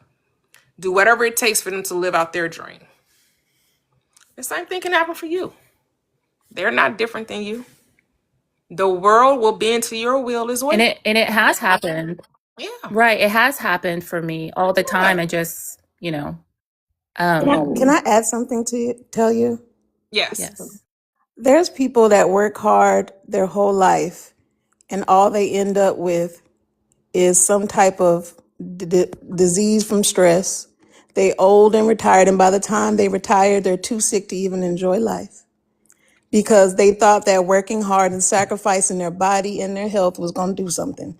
And all they end up with is a little piece of a retirement check and some Social Security and toe up legs and feet and bodies. And I say that to say working hard, there's no reward for that. And I don't know other people, Kevin probably can dip in. For me personally, and Ray, you might can, the more education and money I make, the harder I don't work. You Right. know what I'm saying? Right. Hard work, they kind of make it like a badge of honor, right? And I know so many people who have worked hard their lives and worked till they're old and 70 and they finally retire. And they're so old and broke down and sick because they have risked their bodies and their mental health for these jobs, thinking that working hard is the answer to some type of reward. You know what I mean? And Toya's right. Rich people don't work hard. They be golfing in the middle of the day. They be chilling, golfing in the middle of the day. So, and honestly, they do. I be out, Yeah. HEB be packed in the middle of the day. I'm like, golly, y'all don't go to work. It's 8 a.m, you know? So, I think, sometimes we need to take the easy road and just let life be easy. Yeah, I think it's Magnetic 333 said, for me personally, I train my worthiness every day to receive. And that is what I need to do. I need to change the programming. And I know creating habits is a way to reprogram your mind, having a habitual practice. So it's good for me to talk these things out. So thank you all. And worrying is manifesting. Know that. Worrying is Yeah, a I'm form of not. manifesting. Yeah, You know what I'm I saying? know I'm And not. yes. You know what I'm Yeah, I'm saying? not Like, worried. you got it, girl. Yeah, Like, do it. I know. It's just it's just something. It's just that program. I need someone to hit me on the head with a wand. I definitely have a lot of experiences where things just happen and I knew that they were going to happen. Like when I was severely sick and I told the doctor, I said, I'm tired of this being sick. I'm tired of coming up in here being sick doing this. And I remember that feeling, that real feeling I had where I wanted to just get out of this sick body. And I remember thinking like, I'm done with this. I'm done with being sick. And guess what? I'm done with being sick. I am done with being sick. I don't even think it's hard to even remember So you see the difference with that decision and then your decision to be the speaker, but then thinking that that's something that you can F it up. Did you think that with your wellness? When you decided to stop being sick, did you think that, oh no, the sickness can come back? No, no. Exactly. Exactly. You did not think Exactly. the opposite of what you wanted. This is what I mean that your mind is made up. Because when your mind was made up, when you had made the decision to do Oh. well, there was no other choice. There was no Oh, I other get it option. now. I get it now. That was the Okay. only option. That's how you know you Because made a I was decision. sure. I was sure. Yeah, I was sure. I was like, and I'm done with this. See, people I'm done think with that this. making a decision is just saying that I want it. No. We say we want things all the Oh, time. You know you made a decision when you know there's no other option. yes. Oh my God, it just finally hit me. So I have been double-minded in these other areas. And it's okay. It's so now you're aware. And now you know, okay, I need to just speak of what I want. Yes. That's it. That's the reprogram. Be transformed by the renewing of your mind. Stop saying, oh, the program or the conditioning. Who cares? Yes. The law doesn't care that you make an excuse for it. I The get it excuses now. don't fly. It doesn't matter. There's no reprogramming that needs to happen. There's only a decision Right. to I happen. get it. Oh my goodness. That's it. It is so simple. Okay. Okay, let me stop talking. You're good. You're good. Go ahead, Kevin. Did you have something to add? No, you're doing great. I mean, it's it's that simple. Just make a decision, stand on it 10 toes down. Yeah, because I was like, this is not for me. This is not for me. And I remember when I was first diagnosed years ago and I went to this support group, because people tell you like, oh, go to the support group. And when I went there, I was like, I felt ain't it. it. I felt it. I was like, this is not for me. This is not my identity. I already have an identity. Like I already know who I am. I don't have to be this. I felt it to my core. And that was the only support group I went to because it was clear to me this is not a place for me. Beautiful. Wow. Thank you guys. You're welcome. You're welcome. You're welcome. And I also read somewhere they said like, and Kevin said it earlier, was it like when things just happen and you're like, oh my God, that just happened and it's just a coincidence. Like there's no coincidence at all. Life happens and you get things a lot faster when you just chill and be still. We slow up our desires a lot by getting in the way and trying to control stuff. I always think about that, digging up that seed. You're slowing down the process and the progress by trying to control and check on things. So you get your desires faster on fast forward when you just chill and let it come to you. But when you start shaking things up and trying to get in the way and control and figure stuff out, it's like, well, you do it. Like, okay, then so much, you got your degree and everything, you figure it out then, so you just really have to kind of trust in, it just happens in those coincidences that we feel like, and that feeling you get when a coincidence happened, like, oh, this is so wonderful. How did I deserve something so great? It's like, why you don't think you deserve it? So yeah.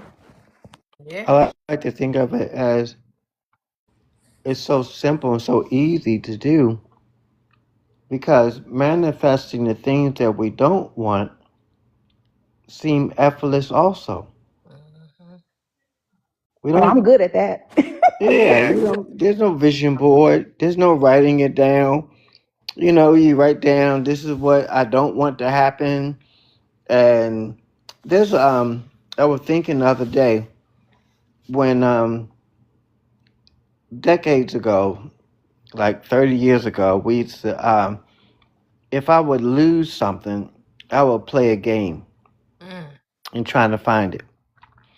And I would try to be, if somebody was helping me, or if they lost something and I was helping them try to find it, look around the house for it, I would say, here it isn't. Mm. And they would look like, oh, you see it? I said, no, here it is not. They go, you Mm. get on my nerves, because I made them. But but the thing was, every time I said that, the thing we were looking for appeared. So what does that mean? Seeing what you don't want gives energy to it appearing, just like saying what you do want, giving it energy to appear. It's the latter effect. I'm not going to see, we did it with a butterfly. I'm not going to see a butterfly. I'm not going to see a butterfly. Next thing you know, the butterflies everywhere. I had somebody tell me, well, Captain, I didn't see a butterfly. I only saw a moth. I said, well, go look up the definition of a moth. Tell me what you come up with. It's a butterfly. Not a butterfly first cousin. Right. Okay, what about the one when you have the hiccups? Someone tells you to hiccup and your hiccups go away. Okay. That's another one. Yep. No, there's so many levels and so much deeper things than the surface of when you wake up. The manifestation is more of the surface, level one, if you will, of your understanding of the limitless ability and powers that you have. That's more or less kind of you're in kindergarten. You're nowhere near, you know, junior high or high school or college or working on your, master's. Manifesting is something you're doing anyway. We're just showing you to be aware of what you're manifesting. And when you are more aware at it, I'm going to say this. Your manifestation comes through a whole lot faster. I remember being in the live several months ago, and somebody posed the question, well, how do I get it to materialize faster? How do I get it to come to me quicker? You know, 'cause we know there's a delay, but it's always now. So whenever it appeared now. But as Neville Goddard said, it's not something over there that you're trying to bring over here. It's something that's already here. It's just you're not aware that it's already here. That what you desire is already in the past tense. The minute you desired it, it started coming into the past tense. And the way you delay it is saying, well, I want this to happen. Wanting something to happen is the evidence of lack, of saying you don't already have it. Is this coming through? Yes. Is this making sense? We speak lack and don't realize we're walking in lack. The abundance understanding is realizing that everything that you could ever desire, you already have. If you had $10 million in your bank account and you said, man, I would love to have $1,000 right now. And you would go, well, you got $10 million in your bank account. Why don't you just use the $1,000? Where do you think I got where do you think I got $1,000 from? Where do you think I'm gonna get $1,000? You know how many hours I got put in that work to get $1,000? You know I gotta get a side hustle to get $1,000? Do you know how much debt I have? I can't get $1,000 when there is no debt. You are an unlimited being. You have everything you're ever going to have. You're not going to get more powerful than you are right now. You're never going to be more powerful than you are right now. And you may become more aware of your power than you do right now, but you're not getting any more power. There's no to your power. There's no levels to your authority. You already have it. You already have it. You just need to be aware that you have it. Yeah. We spend so much time trying to intellectualize instead of trying to experiment with it, experience it. That part. Yeah, because we can regurgitate what someone else has said, right? We can quote Neville Goddard, we can quote Dr. Joseph Murphy, we can quote so and so, we can quote, but you only know this through experience, and you have to allow yourself to experience it. Like, you have to be willing to surrender to it and get out of your own way, and stop trying to intellectualize, trying to know it from the minds, from the logical part, like, and just allow yourself to be it. That's why we're told, just be still and know. Be still. When you're still and you're not trying to make it so, you're telling yourself it's already so. But the moment you start trying to figure out the how and the when, you're telling yourself it's not a now thing. You're saying it's a then thing. You're saying when I get it, when it comes, not now that I have it. Or I Now hope that I I get it. am it. Yep. Or I hope I get it. Right. You speak futuristically as opposed to speaking, and here's the thing. It's what you mean by what you say, right? Because like I said, I could say I'm going to the store. And I know I'm going to the store. Ain't no doubts about that. So you can say, I'm going to win the lottery, and know that you're going to win the lottery, just like you know you're going to the store. Just like when you know you got to go to the bathroom. You're not imagining that you went to the bathroom already, right? You know that you're going to the bathroom. You know that you don't go to sleep with the clothes that you're going to wear the next day. Oh, I know I'm going to put on when I go to work. You don't have to go to bed with the clothes on before. You know what I'm saying? Right. You know that this is a thing. The decision is locked. There is no double-mindedness there. So it's as much as what you say as it is what you mean by what you say. No one pours a glass of water with the intention of not drinking it. That part. No one cooks something to eat because they're hungry with the intentions of not eating that which they cook for themselves.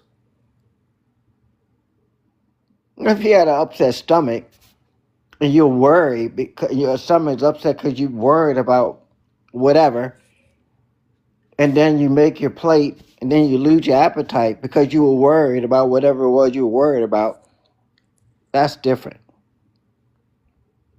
Like Mia said, worrying is another form of manifestation. Well, Right? everything is a form of Right. because manifesting isn't something that you do, it's who you It's who are. you are. We don't do manifesting. We are the manifestation. Yes. That's what we have to understand. There's no trying to manifest. You couldn't stop even if you tried. You could not stop manifesting even if you wanted to. It's impossible. Correct. Life is a manifestation. And once we lean into that understanding, we get to live in the abundance. You'll be more aware of what you're bringing forth. You Correct. won't be so stinking with your thinking. You will pay attention to what you are talking about, what you are thinking about, because that's what you're bringing about. Because you're aware that you are always manifesting. I agree. And I always mention this, but like fear is a very strong thing to kind of like manifest. And like I always think about my mother because she was the epitome of her manifestation. And like you live your manifestations out, like physically, your whole existence is your manifestation of your whole thoughts, your assumptions about everything. And you know, fear is so powerful. And literally it's almost eerie to think about how she literally lived out every single fear to the how she passed away. Literally, she could have just written it out. Well, she just had faith in the thing she didn't want to happen. It's the same. Fear is just like faith. And it's so annoying because my mom was a praying woman. Like my mother, we grew up in the church. She was a praying woman. She listened to my last phone conversation. I have a FaceTime video of her. She was singing gospel music in the bed. My mom was a very much a praying woman, but I could never understand, you know, and this is before I deconstructed, like right before she passed. I could always never understand how such a praying woman was so fearful. Like how you have this much God in you. You've been in the church. You are a praying woman. You prayed for But me. she didn't believe she deserved to have the good because that's what she was told. Yes. She was told that her righteousness, which is was as filthy rag. She was Absolutely afraid right. to Yep. die. She was And I know afraid that. to die. Yeah. She was So if afraid you're to always die. going through life being told you're just never good enough, no matter what you do, no matter how you show up, no matter how much you love, no matter how much you give, no matter how much faith you have, there's a possibility that it just won't happen for you. And that's ridiculous, Toya, because my mom was such an amazing human. She was a beautiful mother. She was a beautiful person. She was a woman of God to the best she could be, but she still had fear. How do you be that strong in your faith, but you ain't strong in your faith? And Right, because she was strong in her faith. She believed what her religion told her. She had faith in her religion, and her faith told her your faith ain't enough. They were double speaking. They were making her double-minded, telling her, I don't care how much faith you have, it just ain't gonna never be good enough. Well, damn. I hate So what that. you do with that? How do you move forth in life when they're telling you all you need is a faith of a grain of a mustard seed, and then at the same time tell you, but that faith still may not move God. You know why? Because she laid in this bed and she cried and begged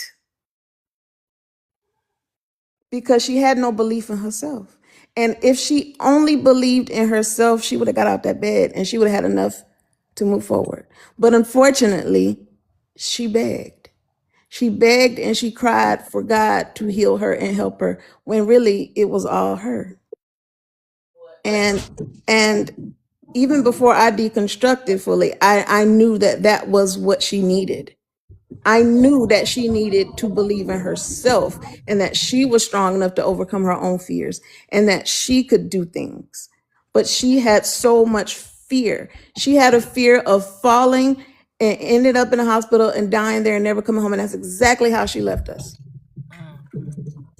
Thankfully, she died with all of us holding her hands around her. She was afraid to die. She was afraid of everything. You know, she didn't even know I was divorced when she passed because I didn't want her to worry. She was worried, she was fearful, and I didn't put things on her because she couldn't carry it. You know, so it just saddens me, and that's why I have such an effort to just be healed and not live in fear and be empowered and to be healed and to know that I can handle anything and that there's nothing to handle. You know what I'm saying? But it's just I just wish that, you know, things were different, because it's very powerful, and it shows that just being transformed in your mind can change your life, because that is what your life is, your mind. And you manifest it either way it goes. And it's your decision. And your life is going to look like what your mind looks like. And, I don't know. It's just, I just work hard just to not live in fear. And I'm not fearful. So I've kind of done that part. I don't even see bugs anymore. I don't even fear for nothing. So I don't live in fear. I still have things I'm overcoming, and I'm doing it. But, it's very important to really know who you are, and that you are the power, and there's nothing bigger than you in this world. And letting this world be the power is just can be so damaging. Yeah. Yeah. Yeah. Religion definitely does a work on us, for real. Whew. Free at last, free at last. I appreciate you sharing that intimate part of your life with us, Mia. But there is no will outside of ours. We don't see people as they actually are. We see them as we perceive them to be. Meaning, if I found somebody that's in my circle that I deal with or whatever, that was just getting on my last single nerve, and if I change how I view them and see them as I desire to see them, as loving, as edifying, as a beautiful person, they have to bend around my perspective. They have to show up according to the new script that I just wrote them. See, I went through that somewhat with my mom. We were all raised in church. My mom was a church organist. She was the organist for all the choirs in the church. She was the director, the music director for everybody in the church.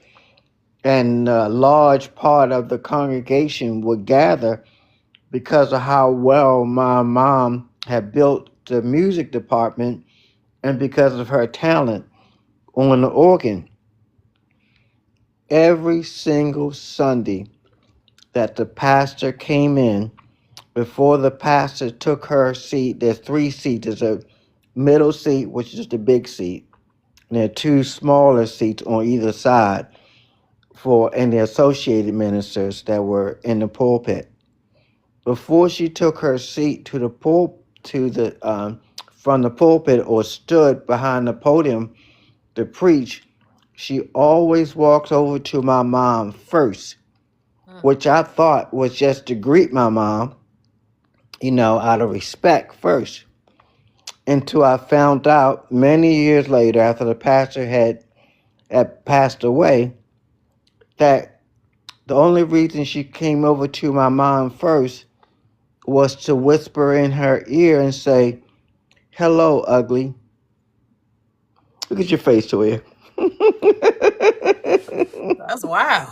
And not only was it wild, my mom is, and at that time, was drop dead gorgeous. I mean, I would say that if she wasn't my mom. She wanted to break her down. That's all that was. And the problem was, she thought she was she thought she was ugly and tried to project it onto your mom. well, in personal opinion, I would never be attracted to her. Put it that way. Right?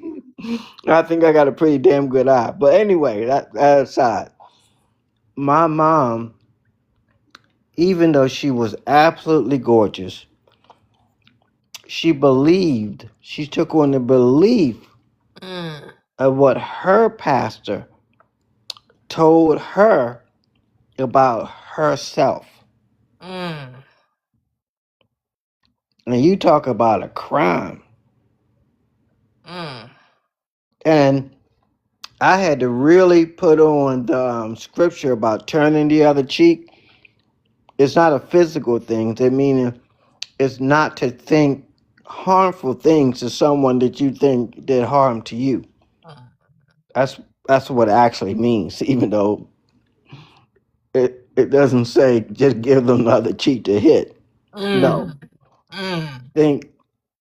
Think well of them, even when you feel they don't deserve it. Mhm. So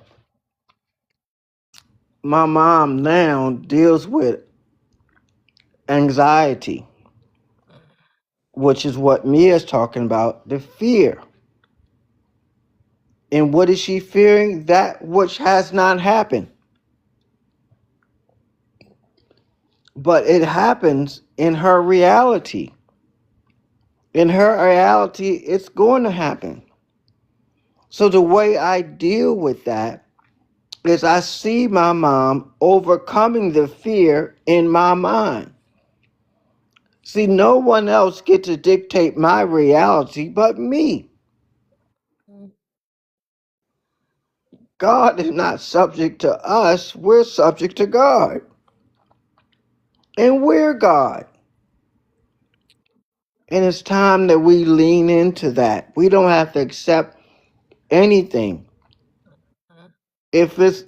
If it look like that's what the face value is, change the face. Make a new face value. Because you are God. Nobody's going to check you. Nobody can. Nobody has the power or authority to check you. Everything bows to you. Everything. All the creation. So, Yes. Yes. Beautiful. That's it. See the people as you want them to be seen, and that's how they'll be seen. That's what it is. If you be lifted up, all men should be lifted up. High tide lifts all boats, as they say. Question: can we revise even in death? absolutely. Absolutely. That's probably more important to do it then than ever before. Okay. Yeah, because Okay. I had to revise my childhood Okay. because without telling my most intimate personal relationship in as a child, I had to endure some abuse. Mm-hmm. And I had to revise that in order to walk in the forgiveness Mm-hmm. of that. See, there's only two.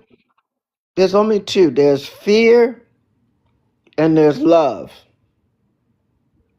And you get to decide which one you're going to walk in. The fear, which is the opposite side of the coin of love. Because perfect love casts out what? All fear. So whenever you find yourself, and you can use love as your measuring stick, anytime you walking in fear, you can say, oh, I'm not walking in love. Anytime you're walking in love, that's how you know your compass is correct. That's because Jesus or God is love. You are love. You don't have to try to love. It's who you are. That's why you're not given the spirit of fear. It doesn't belong to you. It's made up. It's an illusion. The only thing real is love.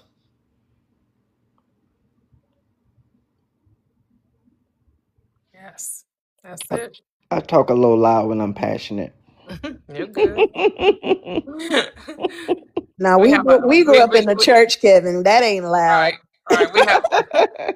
We have another guest on the panel. See if they want to say something. I don't. Do you say Matasia? Matasia, is that how you say it? You can unmute if you have something to say.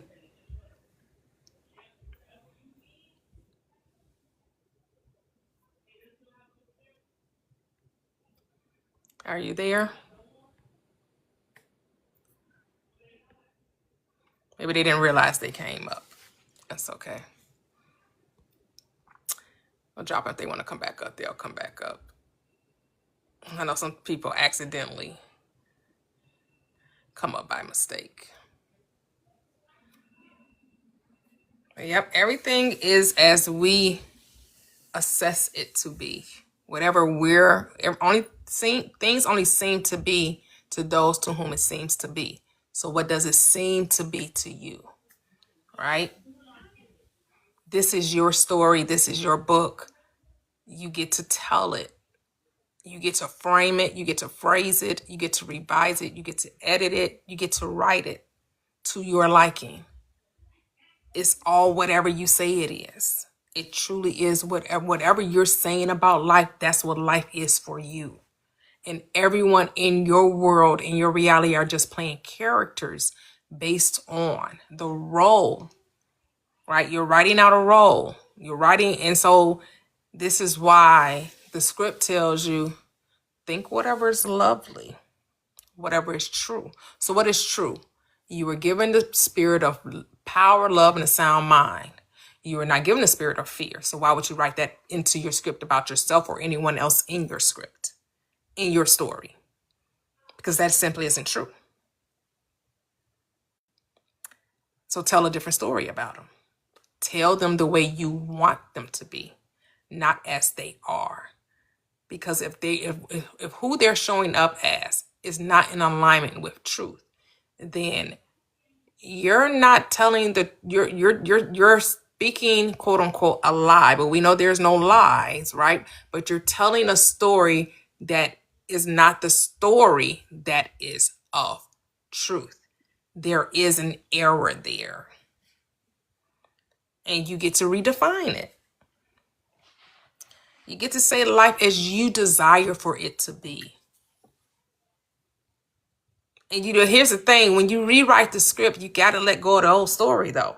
You can't say that you revised it and then keep telling the old story.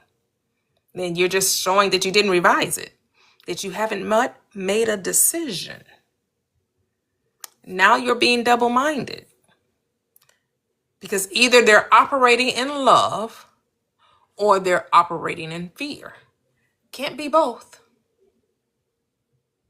They can't occupy two states at the same time. What do you want to say, Mia? I kind of wanted to add that I think for me, I was kind of thinking about kind of what stops me sometime from, I guess, being 100% on being sold on having the audacity to be all in. And I think there's still a little part of me on the social validation part that doesn't want to be that arrogant. And it's almost like, how do I navigate the world? Because I sometimes have become more arrogant. I'm almost like an arrogant, terrible two sometimes. Now that I'm kind of in my authenticity, sometimes I have to catch myself because I don't care about a lot of stuff. And I'm just in myself. And, I don't need a lot of social validation for a lot of things. I just move about the world. And a lot of people get confused because, I'll post my selfies and my videos. I'm watching my own videos. I'm watching my own, people don't understand, self-care and self-love. They think you're posting it because you want, I like posting, you know what I'm saying? So it's hard to navigate in the social world and not be, it's like, there's still a part of me that, Well, it's whatever you say. So it's hard. It's hard for you. And yes, for me, I'm not going to speak no French. I'm saying that I'm hoping to cause you to be aware that you're saying it, so that's what makes it. If you said something different, it would be different. And I'm trying to rewrite it because I'm trying to let go of stigmas because there's like trying. There's you're like doing it or you're stereotypes. not. You're either rewriting or you're not. No trying. Right. I'm rewriting my story of stereotype threat and the black girl, because I'd be like, I'm only 5'1". I can't be threatening. And I be trying to use my soft voice because I don't know how to not be amazing. And I don't want to dim my light And anymore. here's the thing. Okay. Mia has decided I'm that girl. I'm the it girl. In my world, I'm the it girl. I'm confident. I'm alluring. I'm amazing. I'm wonderful. And then she writes in her story, but everybody don't like that on that. Why are you writing that in your story? Why you not writing in your story that people adore you? Like, why you go read what's her name? Marilyn Monroe. She decided that the world saw her as she saw her, and they loved it. She didn't write hateration into her story. She wrote that people actually loved her, that she was irresistible, that people complimented her and saw her beauty wherever she went, acknowledged it I because don't they even, were her mirror. I don't even want compliments. I just want, No, I'm saying so then, but here's what I'm saying is you feel more comfortable with people not being comfortable with it. And I'm like, why?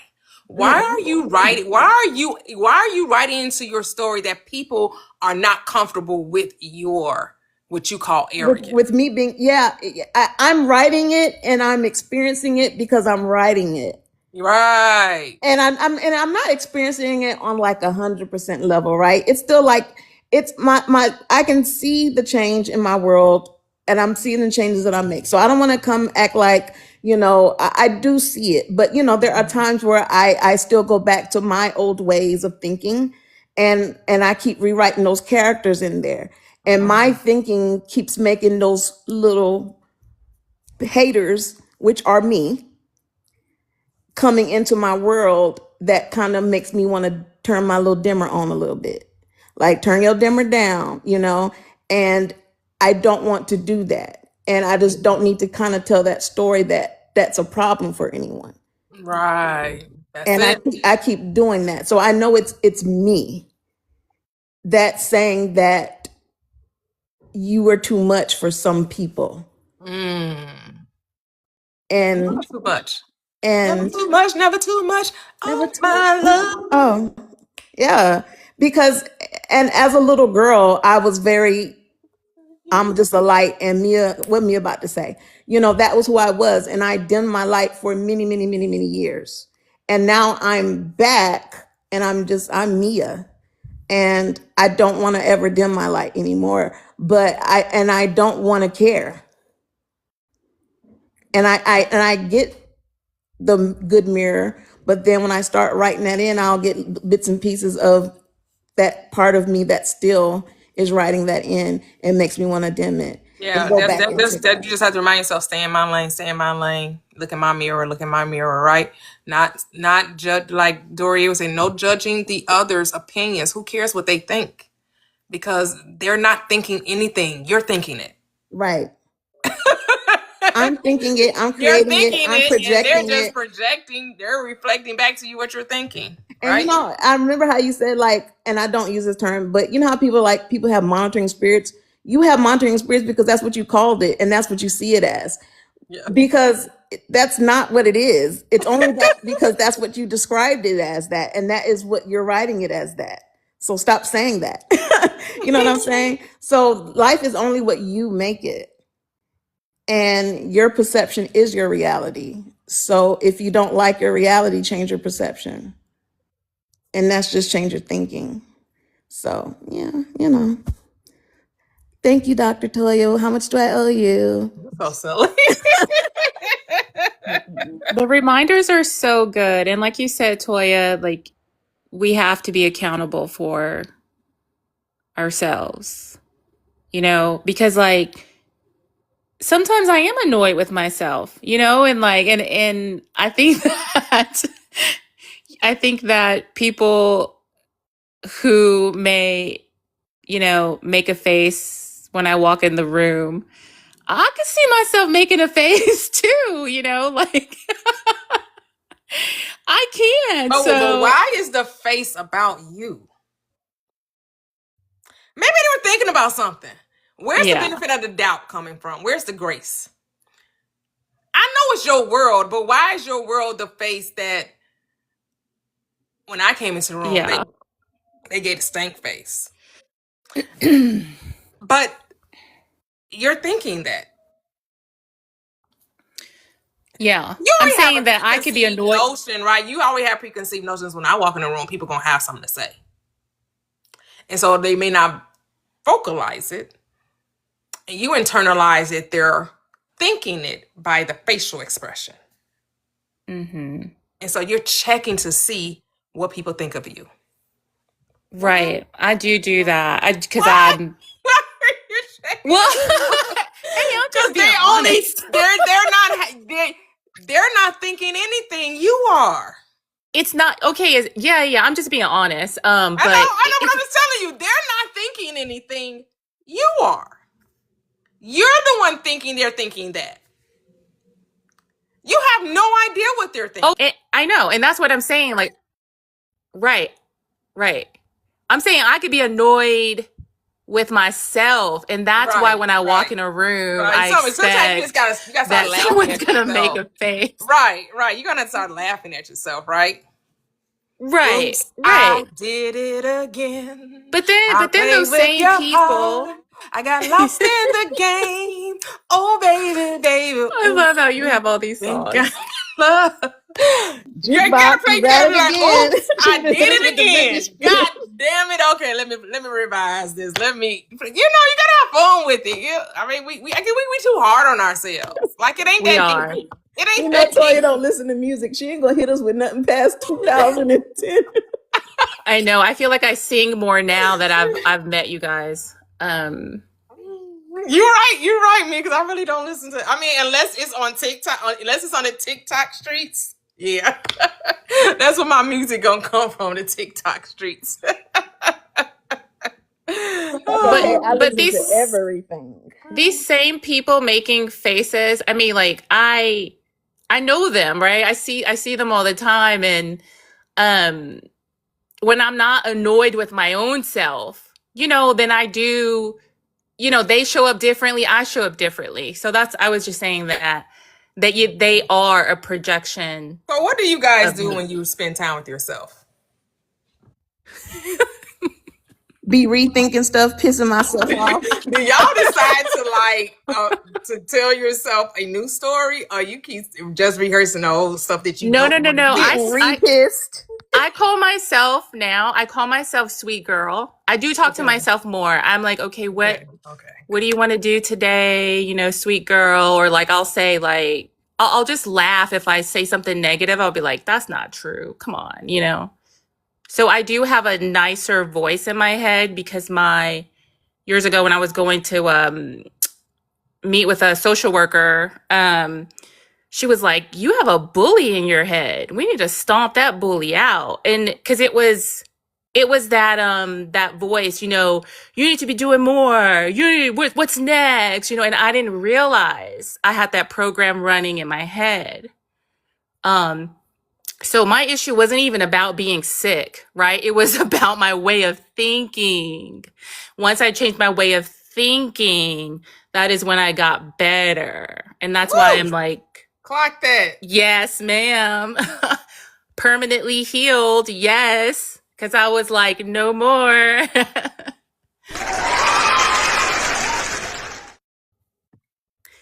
You don't know what you don't know, and that's why I love these That's why you ask conversations. questions so you can know. Exactly. Because whenever you ask, it is always given. Absolutely. So if you want to know something, just ask ask the I am. Just put a question out there. You don't have to walk around in ignorance. I don't know. Stop saying that. Unless you ask your black pastor of your Baptist church, he ain't gonna tell you. Oh my goodness. That's why we're not asking anything outside of ourselves. We're going within. We're asking ourselves the question, not other people. Right? You're praying from within, and you're going to get the answer. The answer may come right there in that moment. May come as you sleep, in a vision, in a book, in a movie. television show, Instagram reel, YouTube short, TikTok. It can come in, and when the answer comes, you're going to know the answer, that's the answer. Like, you're not going to have no ifs, ands, or buts about it. Like, you're going to know that I was just asking myself this. And you're going to know that it resonates with you. You're going to know that you know that you know. And then go your way in peace. We have to be so much more easy with ourselves, and we just beat ourselves up too much. We just like, why am I like this? Why am I like that? Why do I keep doing this? Oh my goodness, I can't believe I thought that thought. Why can't you believe it? You know why you thought the thought. It's a habitual thing. Nothing happens it's not happenstance. It's not by accident. You've been thinking this way for 20, 30 years. And then you decided, I'm going to think differently. And then you wonder why an old thought may slip in there. Yeah, it may slip in there. But here's the thing. When you stop reacting to it, judging it, condemning the thought, resist the evil. Where it says resist not evil and resist the devil. So resist the devil is to resist the doubt. To resist not evil is not to fight the thing you say that doesn't exist, because the moment you fight it, you make it what? Real. How are you resisting something that's not real? The moment you said that it doesn't exist, you made it exist. Why? Because you gave it your attention. We don't talk about stuff that don't exist. Impossible. So the reason you're talking about it makes it real. So people be like, well, what's real? What's unreal? The thing you talk about? Because we don't talk about things that don't exist for us. The sheer reason that we're giving it energy, we resurrect it. We give life to it. Things become unaware or have any reality in our world the moment we take what? Our attention from it. The moment you took your attention from it, was no longer a thing. Like, your car doesn't exist until you see it. Right now, it's not there. Right? That's what these experiments they do. The quantum field, the quantum mechanics, the quantum metaphysics, right? Quantum physics, right? They do all these experiments to let us know that things don't exist until what? We give our attention to it. Nothing has a reality. Everything is waves until what? The observer, being us, puts our thought, our mind on it, and then we collapse it into a particle. Right? So you are, in essence, life. What did Christ say? I am the life. You are the life. You cause everything to exist in your reality. By what? By how? Giving your attention to it. Your attention is the power, is the resurrecting power. It is the sap of life. If it wasn't for you, it wouldn't exist. That's why we say no two people are in the same world. No two people. We got to decide, what world do we want to live in? Choose wisely. Choose wisely. It's an arrogant way to think, but literally, don't none of y'all matter until my eyes open. Yep. Oh, yes. Sunflower said the observer effect. Thank Yes, you. That's that's what it's what it's called. called. The Yep. observer effect. Yep. It's like nothing matters until it matters. Like, matter doesn't matter until it matters. Like, I have to make it matter because we live in a world of belief. So we project our beliefs on what everything is. You only know what everything is because someone told you what it is. You know what I mean? So it's like, it doesn't matter until it matters. You're the alpha and the omega. When you go to sleep, don't nothing matter. Think about it. What goes on in the world doesn't exist to you. Your world stops when you Until go you to give your sleep. attention. That's what people be like, oh, they're sapping your attention. They're harnessing your energy or harvesting your energy. It's like you're creating it. Well, All you have to do is take your attention away from it, and then poof, it's gone. I mean, it's like a belief. If you believe something strong enough, it'll happen. And I just believe that. And its belief is strong. Everything, most of the things we see and do is based on belief. Someone told you that, okay. So that's what that is. It's like the movie The Matrix. If you ever seen The Matrix, and when they talk about food and they go and they're like, food is really this, and they show what food really is. If you take away all the beliefs, and it's like this, like goo. It's like, and it's really cool. Part of the movie is like food really looks like nothing if you take away all the beliefs and everything we put on it. Yep. The world is all make believe. We're Well, make money isn't believing, anything. right? Money We're means make nothing. believing, right? Here's the thing. Money is whatever you say it is. It's some people's God. It's some people's love. It's some people's tool. What do you say money is? Because that's what money will be to you. Money is my everything. Because it's me. Money is me. It's I who know. I am. I'm walking money. I am money. That's why influencers make so much money, because they want to influence me. You want my attention. You want my likes. You want my views. You want my attention, don't you?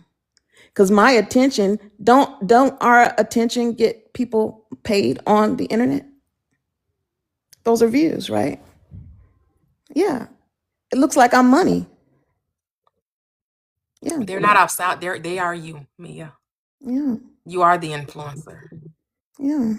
You pop them into your virtual reality. You want to have the experience of being influenced. But they're you. There's nothing outside of you. There's nothing outside of your consciousness. Right. Everything is a projection of you. There is no them. There's only you.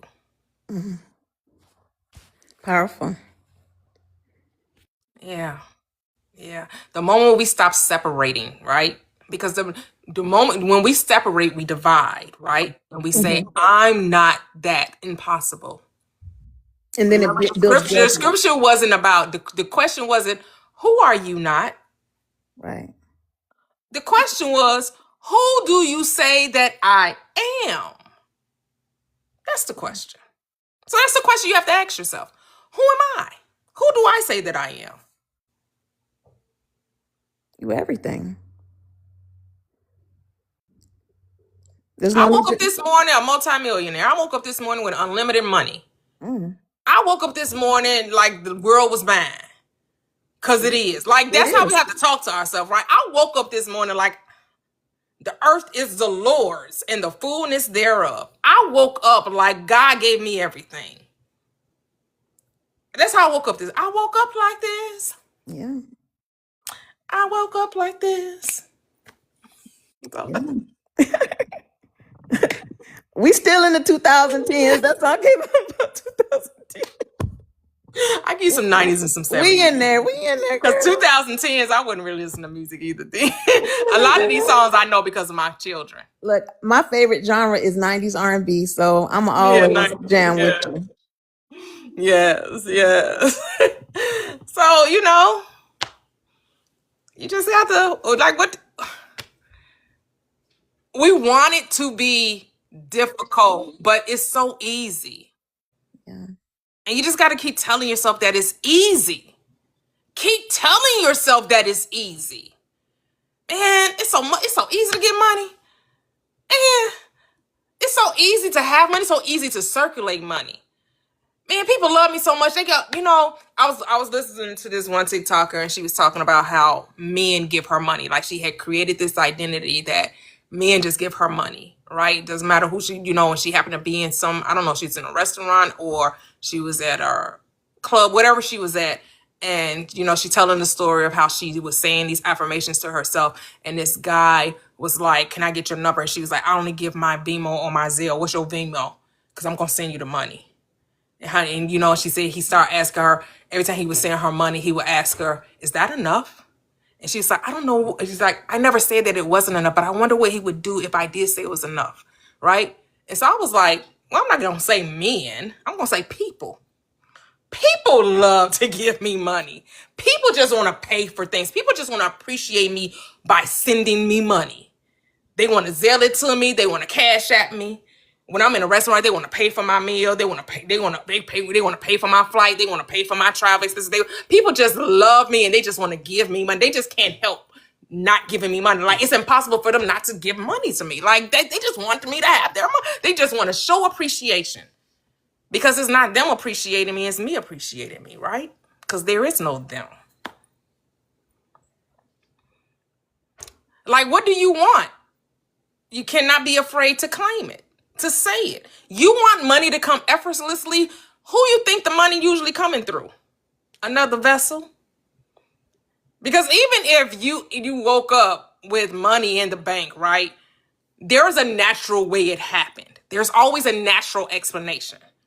Now, somebody may have, your digit was close to another person's digit and they pushed your digit and sent $10 million into your account when the $10 million should have went in another account. And they don't even realize they made because this person got so much money, they ain't gonna miss $10 million. And now the $10 million you get to enjoy. Because bank error in your favor, collect $10 million. I mean, I don't know how the money gonna come. You just wake up and be like, oh, I just feel really lucky today. Let me go play the lottery. For some reason, I'm feeling these numbers gonna come through. I don't know where these numbers come from. They just, but I can't stop thinking about them. I keep seeing them. They just keep playing in my head. And let me go play these numbers. Cause what? Cause why not? And you're so right that everybody is you, because I feel like, you know, when you are being loved and you're not living in fear, you start just getting randomly blessed by people. You know what I'm saying? Like, you interact with people who are a blessing to you. People will just do nice things for you. You'll have like beautiful interactions with people, and you know, your life will mirror you. Your life will show you the love you show yourself, and it'll just be kind of that mirrored effect in your just interactions with the world. So that's very true. Yep. Because you know that your algorithm is you, right? So if something resonates with you that someone said, it's like, it's just you're becoming more aware of what you're becoming aware of, right? And so it's not that, oh, I'm taking something from something. There is no one else. The people that populates on your FYP, on in your YouTube shorts or your Facebook or Instagram reels or whatever, if you are on X or if you're on Threads, you created that algorithm. And that's your world communicating to you. Are you paying attention? Yes, and when I be in a petty mood, my algorithm be petty, Toya. That's You're okay. right. It's only wrong if you think it's wrong. Be petty. Petty Betty. Own your pettiness. Petty But Betty. you know, I can tell the vibe I'm in by my algorithm. Petty Betty. You know I'm being petty. My algorithm petty today. Let me save Cause that. I be petty. I be blocking folks now. Remember I used to say I wouldn't block nobody? Oh, I block folks now. Less people be on Instagram and they say something crazy. You just block. You ain't got to see you don't even got to see my account no more now. If you want to go through the trouble of making another account just so you can see me, okay. But especially if I know that you're not there to, you know, I don't even got time for that. I'm just block, delete, block. You know, because sometimes the easy answer is the answer. Absolutely. The simplest way is the answer. Absolutely. And sometimes it's just easy just to block a motherfucker. Just wake up blocked. Sometimes it's easy just to block. But before I block you though, I want to get the last word, and I want to make sure you saw it. I don't give you that. No, I'm gonna get the last word. I'm gonna make sure you saw it. Okay, you saw it. Nah, I'm blocking you. That's the petty side. Yeah. Cause then, you know, my mind has expanded towards past that, morality and it's whatever I say it is. I write the laws. I write the rules. I know I can just think differently and things will change. But sometimes I don't do all that. Sometimes I'm like, no. Oh, look, sometimes Toya like, I'm gonna cuss you out today. The law I got says time today. I got time today. I got time today. Cause like this is one lady, she wanted to come and minister to me on Instagram. And so I was like, well, there's a script that says, those that be filthy, let them be filthy still. What is that to you? Follow me. And she was like, oh, but the Holy Spirit told me. And so I was like, why are you not listening to your Lord and Savior Jesus Christ? Well, he told you that if they filthy, then just let them be filthy. You're supposed to be following him. So why you worried about what I'm doing? And she's like, because the Holy Spirit told me to minister to you, because if you don't repent, you're going to end up in a lake of fire. And I'm just like, oh. So the Holy Spirit told you to be disobedient to your Lord and Savior Jesus Christ? Okay, if you say so. And then I was like, girl, you tickle me though. You are funny. Yeah, I love you because you really do be tickling me, because she really be coming strong with her. You better repent. You're gonna end up in the lake. You better repent. God will take his breath from you. That's gonna be it. Like, she be coming strong with her proselytizing. And she was like, today she's like, but I forgot to tell you, your silk press is really pretty. I was like, not my silk press is pretty, but thank you. Go ahead, Kevin.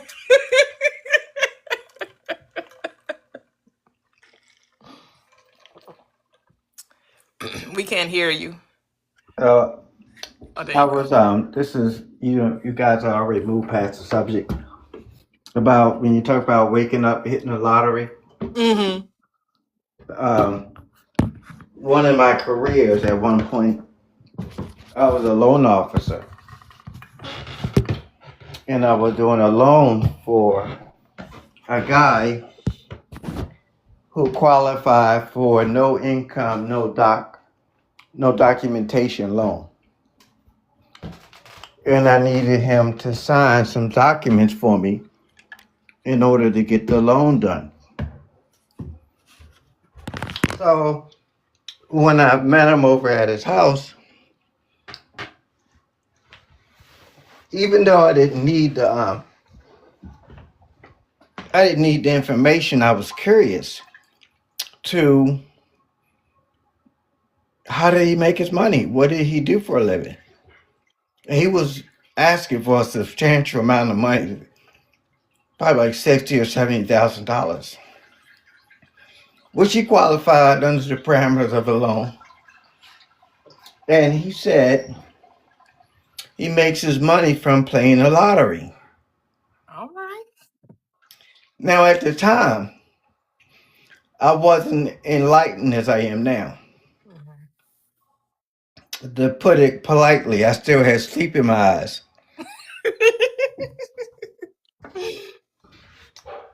So that really didn't resonate or make any sense to me. Because from what I knew, and I didn't play the lottery, but I saw that it was a game of chance. Mm. And I said that to him. And he said, no, it's not a game of chance. I was like, okay, enlighten me. And he said, it's math. I said, okay, how so? He said, the numbers are predictable. I was like, predictable? Aren't you guessing what the numbers will be? He says, no guess. He said, I can look at the numbers and read the pattern. Mm. And I said, are you serious? No, even though he was telling me his cheat code, I didn't understand it. However, all his bills and his entire lifestyle was from playing lottery numbers. I had never, ever met anybody to ever do that or suggest that's actually a lifestyle. I know, right? Actually, it's a guy. What's his name? He be on TikTok and he's on YouTube. He talks about like showing people how to play the lottery and win the lottery for manifestation. I forgot his name. But yeah, he talks a young black guy. He talks about he look like 30s, like in like Okay. the range of 30s, young black guy. He talks about playing a lottery and winning a lottery and using manifestation to do it. And he talks about how many times he's won and trying to get. But I remember one guy when he was telling you it's math. This guy named brother CL Freeman.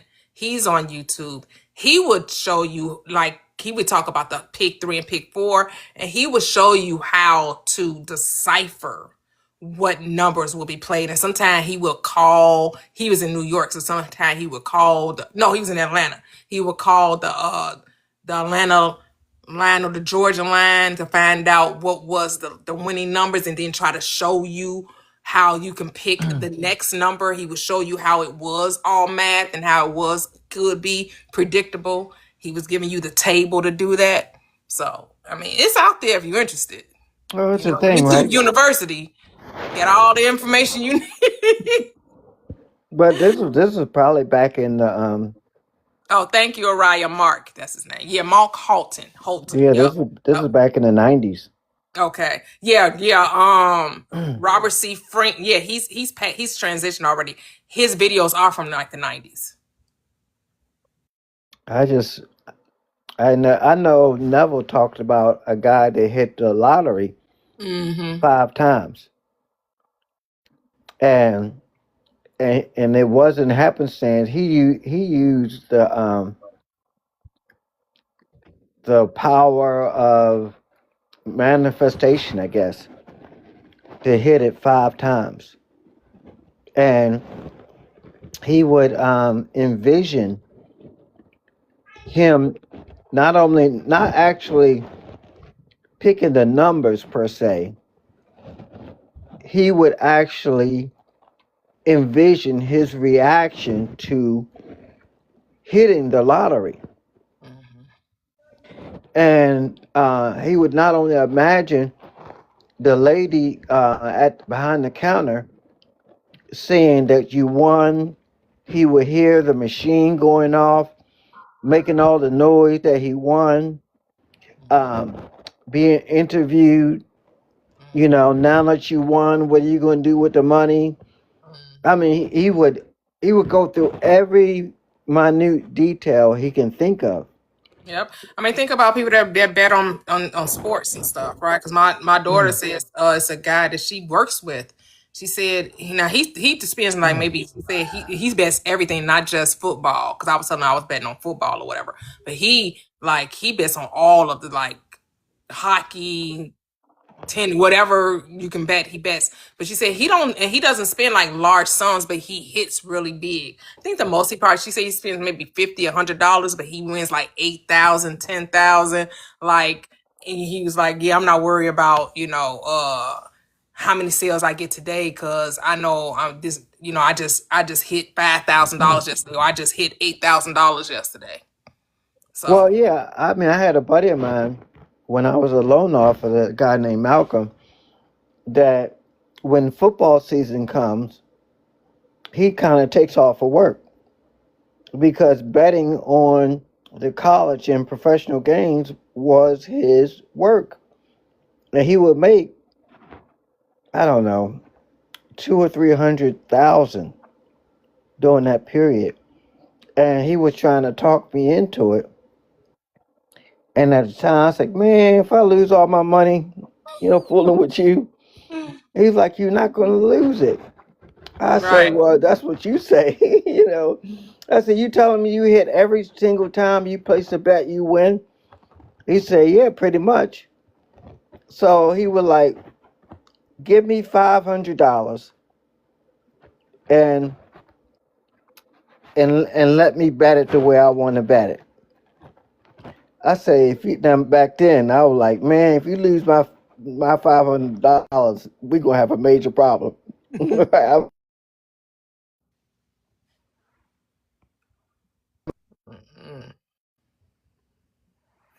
He might have got a phone call.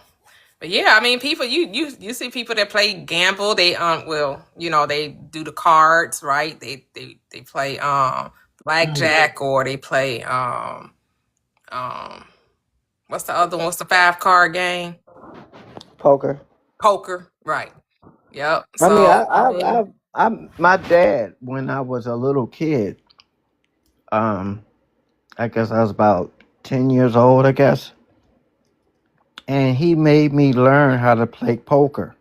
mm, And his reasoning for that was, if I ever get into a tough spot and needed money, I could drive up to Atlantic City and get a not poker, I'm sorry, blackjack, and get a blackjack table and get the money I need to take care of what I need to take care of. And I thought it was the stupidest thing he could be ever teaching me, because I wanted to be outside playing with my friends. I had a bike that needed to be ridden. I had my buddies that we were playing sports or whatever. I didn't care anything about poker. And the only way he would leave me alone is to make me learn how to play. Learn when to hit, learn how to count. I was so angry that I had to learn that. I mean, really learn it. So fast forward, I had a business trip as an adult in Las Vegas, and I went out. We were supposed to be in class a whole week, and I'm more of, I guess, a nerd, you may call. We had homework every night, and I wanted to go back to my room and do my homework.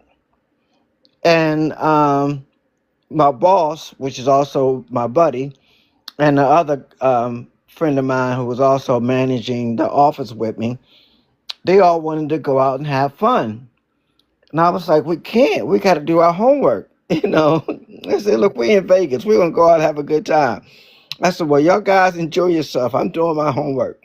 And they know you coming with us. I'm like, what? Well, anyway, long story short, I ended up hanging with them.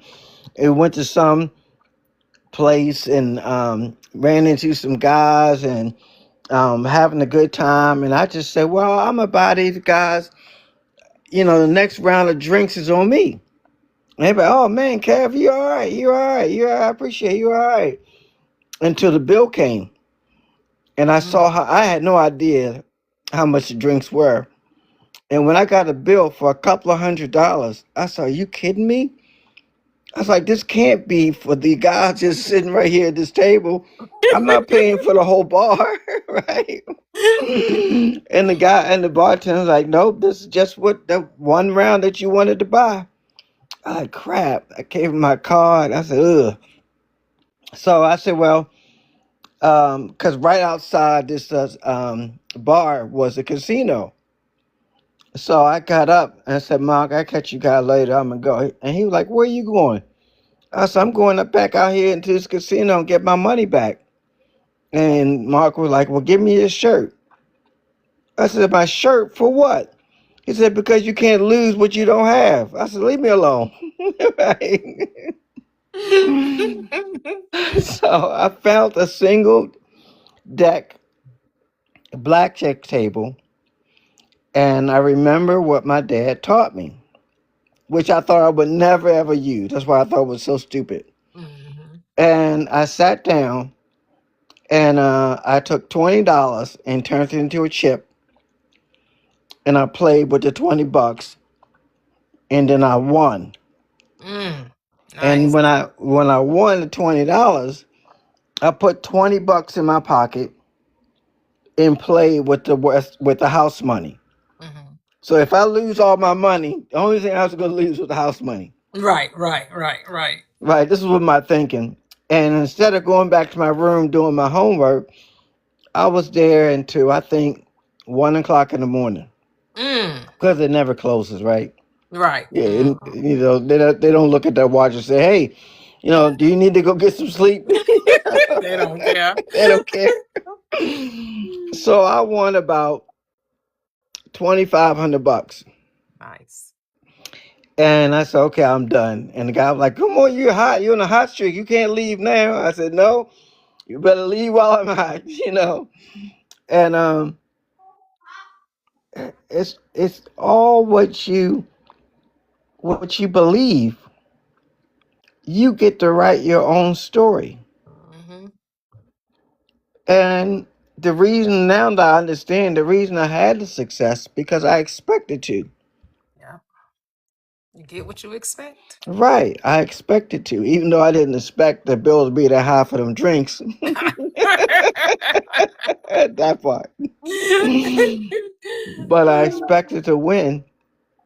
And I think I've only been to Atlantic City one other time when the owner of the company I was a loan officer for decided to take the entire company to Atlantic City and gave us all, um, gave the lower staff or the administrative staff, maybe $300 to spend at the casino. And he gave all the loan officers $1,000 to spend. So I was able to take that and parlay that into some good money. But Nice. All right. All right. Another yes, yes. Beautiful, beautiful, beautiful. Mm-mm-mm. So you just gotta that money, that relationship with money. Those of you that are really looking to be, have that financial stability, that financial overflow, write a different story about money, and you have to. It's how you talk about money, right? Don't be talking about money from a negative perspective, right? So, like I've never been the one to talk negatively about money. Now I've been the type that may bargain hunt or look for deals and discounts, but I'm even moving past that mindset, right? I'm even moving past doing that. But I haven't, it's been a long while since I've, I was in my, mid to late 30s the last time I maybe had a struggle with money. And that was only as a result of my first marriage. I know prior to my first marriage and after my first marriage, money has always been gravy. It was during that marriage it wasn't so great.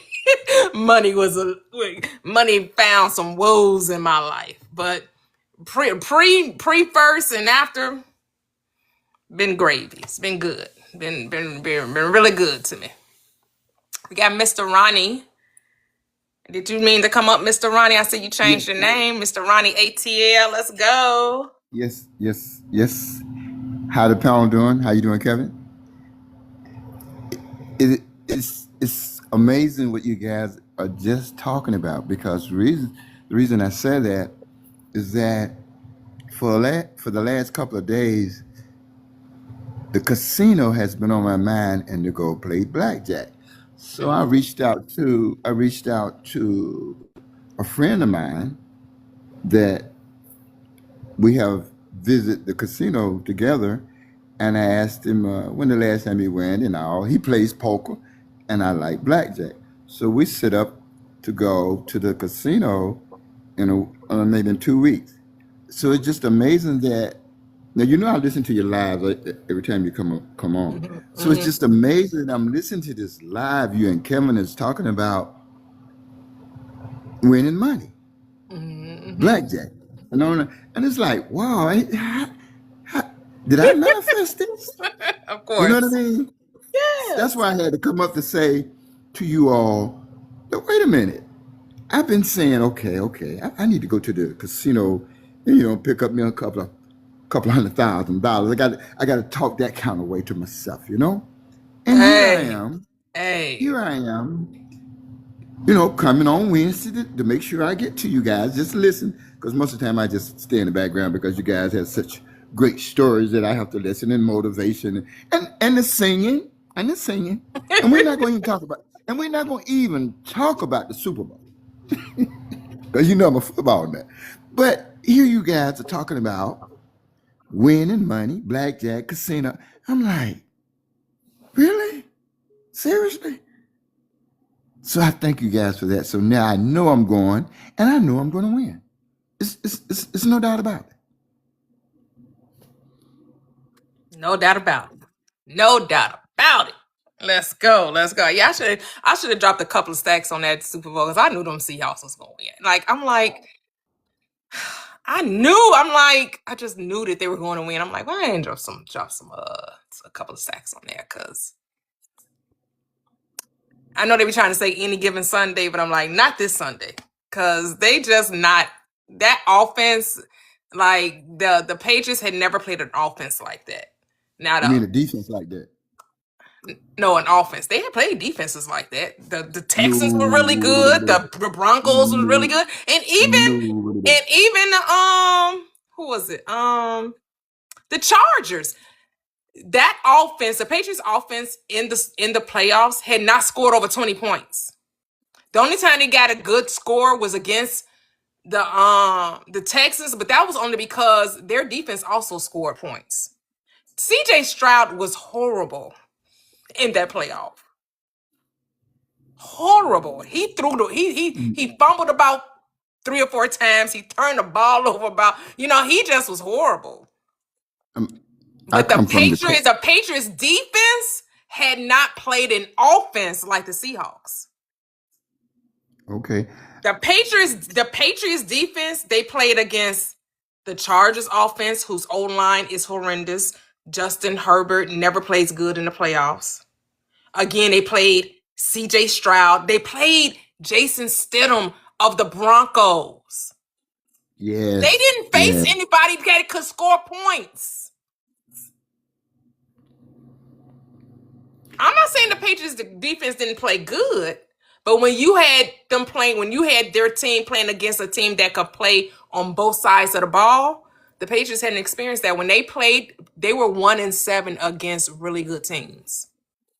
That Seattle defense, that number 21, I don't remember his name, but they were putting the blitz on that boy. Now, I'm gonna come from here's the thing. The Patriots defense was good because why? You know that Sam Darnold probably should have threw about 2 or 3 picks, but they couldn't catch him. he put some balls where I was like, dude, if you lead your receiver, like when he threw that ball to JSN in the end zone, he threw it behind JSN. If you lead him, that's a touchdown. Sure. If he lead him, that's a touchdown. What's his name? Darnold played good enough not to lose. Yes. Yes. That's all they needed. They just needed, and all those other teams that the Patriots played, they just needed their quarterback to play like Darnold did, and the Patriots wouldn't have been in the Super Bowl. Let me give you this coaching perspective from me about the Patriots. The coach of the Patriots failed to coach. And I'm going to say this to you this way. Oh yeah.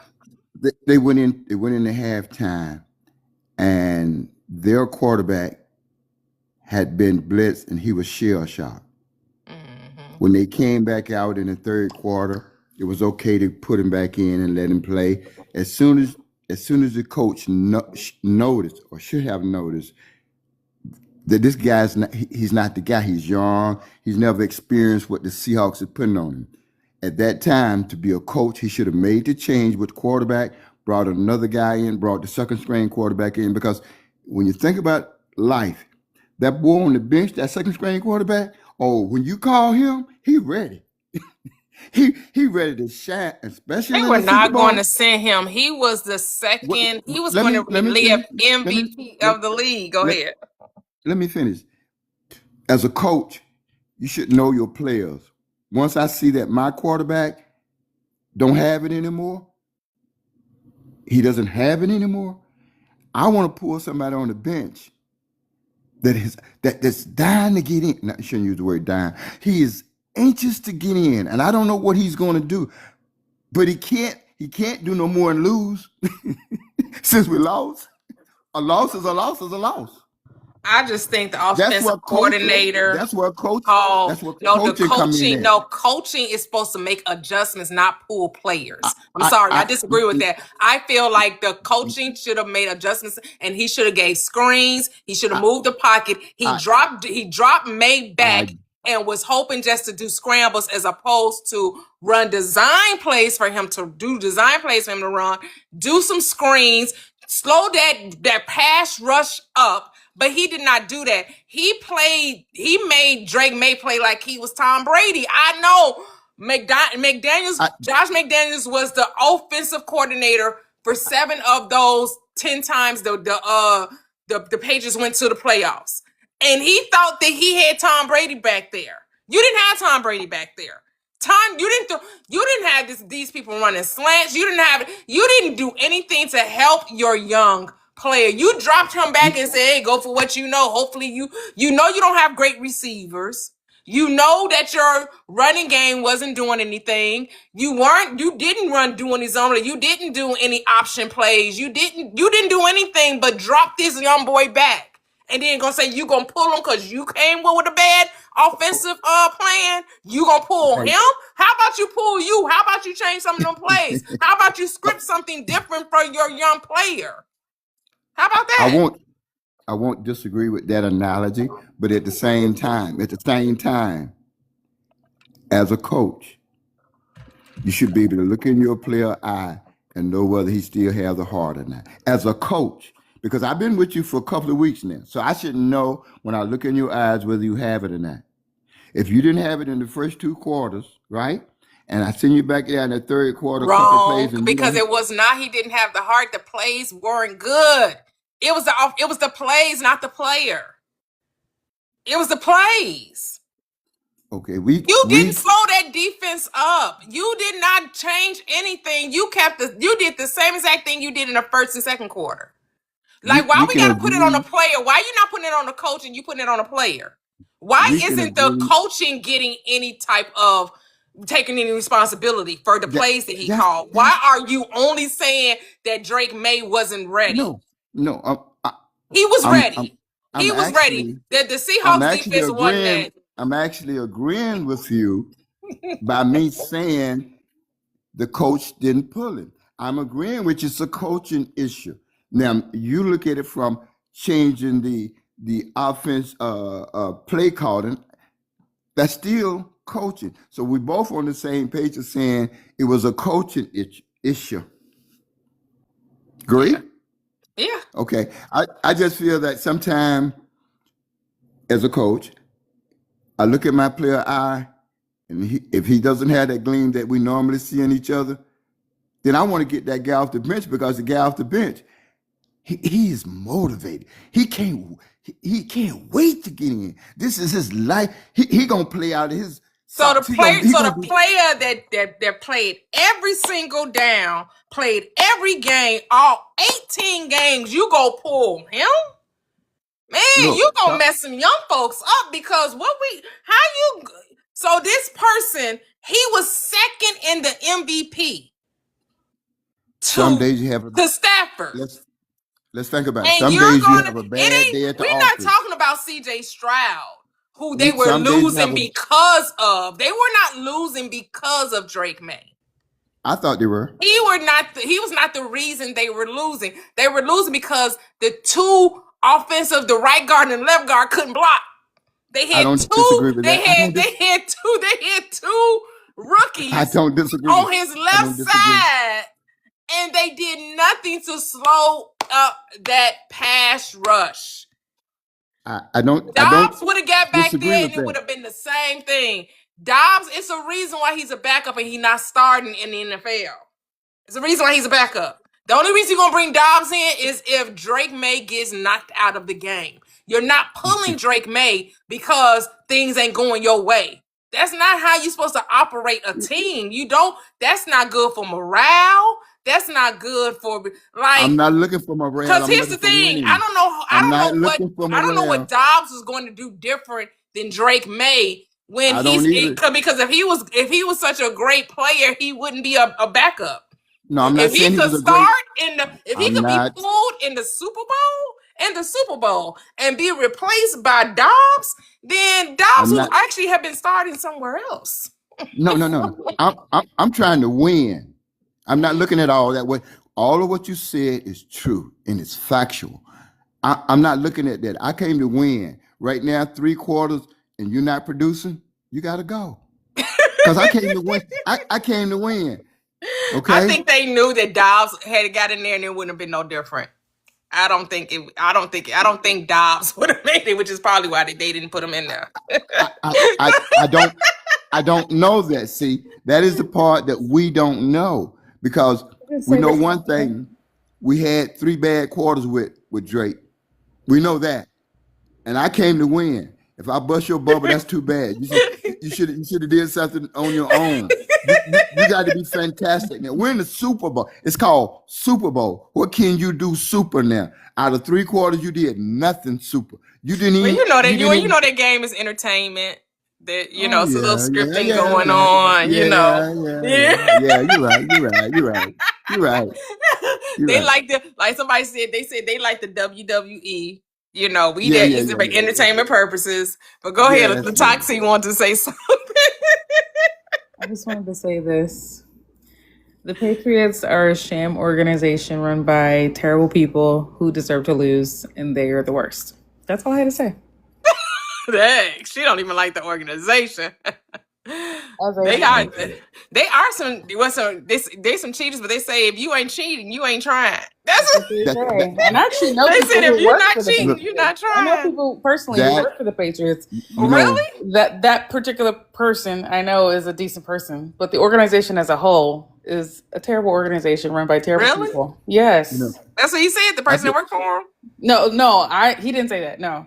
He's a Oh, you person. just saying I'm that. saying that. I'm saying you know, Oh, you said I there are I terrible don't, people when. I've It's funny.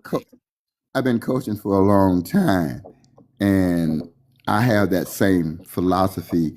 If that you ain't cheating, you ain't trying to win. Now, with that being said, I said we come to practice, and we practice hard, and we want to show the team that we're the best team. Now we get out there with a team that is just equal as we are, then we got to pull some stunts, and I don't care which one they are, because we only came for one reason out here. We only came for one reason, and that reason was to win. Now how we win, that's a whole nother story. But we're gonna win, and I Mm, always want my team to know we're gonna win. mm. All, We're not playing. We're not playing for fun. We're playing to win. all things are fair in love and war, huh? Hello, and that's when I said. That's when I said, and coming up with that with the coaching situation. I'm sorry, Drake. You ain't doing it. You ain't doing. I don't care nothing about my offense line. You know they weak. You know they weak. Now you got to play. You got to make the decision how we're gonna do it with this weak line. You can't sit back there and cry and throw passes that ain't getting nowhere. You can't do that. If that's what you're gonna do, I need somebody else to do that. Mm. I can't worry about your ego. We came to the Super Bowl for one reason. That was to win, not to see how good you were, but to win. And right now, 3/4, you don't look like the guy I know. Mm. Mm. And I'm in charge. And I'm in charge. I got to let the team know I'm in charge. And when I make a decision, I'm making a decision to Well, win. they I'm get to not. crying their milk at home. They get to crying their milk at home. Too You're bad. right. So sad. I don't feel sorry for the Patriots. I don't feel sorry. I didn't want them to win. No. I'm glad they lost. I'm glad whatever you're saying that they Okay. needed to do in order to win didn't happen, because I don't care. I didn't want them to win. I'm I glad got they you. didn't win. I'm glad they lost. I love the well, the Falcons wasn't there, so I love the first half because it was a defense struggle. I love that football game in the first half, but then after that it was downhill. Yeah. A lot of people thought it was boring. I was like, that's because you don't like football. Yeah, I agree People with that that. thought it was boring don't like football. No. I didn't think it was boring. Like you said, it was a good I defense. I like to see good defenses yes, too. Yeah. yes, People just want to yeah. see a whole bunch of touchdowns. They like, oh, look at that catch. Oh, look That's how he that's not Yeah, that defense line not doing their job. You letting them boys catch that ball back there. Yeah, And yeah. that Seahawk, that Seahawk, that number 21, I don't know his name, but the most valuable player. What was his name? That guy got in there on the quarterback. He got in on him, No, he wasn't the running and back. he Was got in his the head. run? No, no, no. The running back was the Woo-wee. Oh yeah, the MVP. running back was Not yeah, not the not the running back. defense. I think the defense should have won MVP, but the running back won MVP. Oh, that boy was And running, I think wasn't number 21 was Witherspoon. I can't remember he? Okay. the running back, but the running back won. Walker wasn't he? What's his Walker, name? yep. Walker. Mm-hmm. Yeah. Yep. But I know You folks, know who was I know the folks probably like, this sports talk. We Walker gonna was set running aside like. a day for the sports I'm gonna talk. say this and then we'll get off the sports. I'm gonna say this about Walker, and this is gonna make you smile. He was running very similar to Walter Payton. Okay. You remember Walter? You remember Walter Payton for the Chicago Bears? I mean, I didn't watch the Bears during, I started watching the Bears in '86. So Okay, he was at the okay. end of his career by then, right? Yeah. Yeah. See, I can go all the way back to I can go all the way back to I Chicago. mean, I know of Walter. I don't know his running style. I don't. Yeah, okay.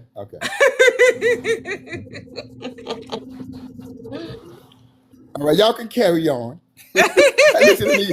Listen at me Listen, I trying can to talk give about you football permission. all day. I can talk Let about me give you football all day, but no, we didn't come in. This is not sports talk radio, right? This is not. right.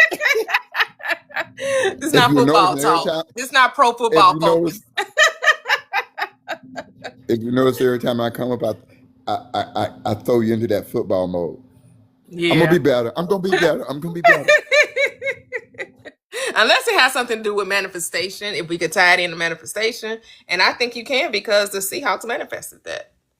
So they manifested it.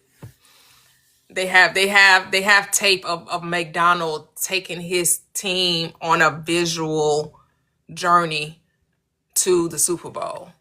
I think he ended with the NFC Championship, and he was saying that they were going to win the NFC Championship. Which, of course, they automatically go to the Super Bowl. But he took them on a journey and told them, hey, we're in the NFC Championship. We're in our stadium.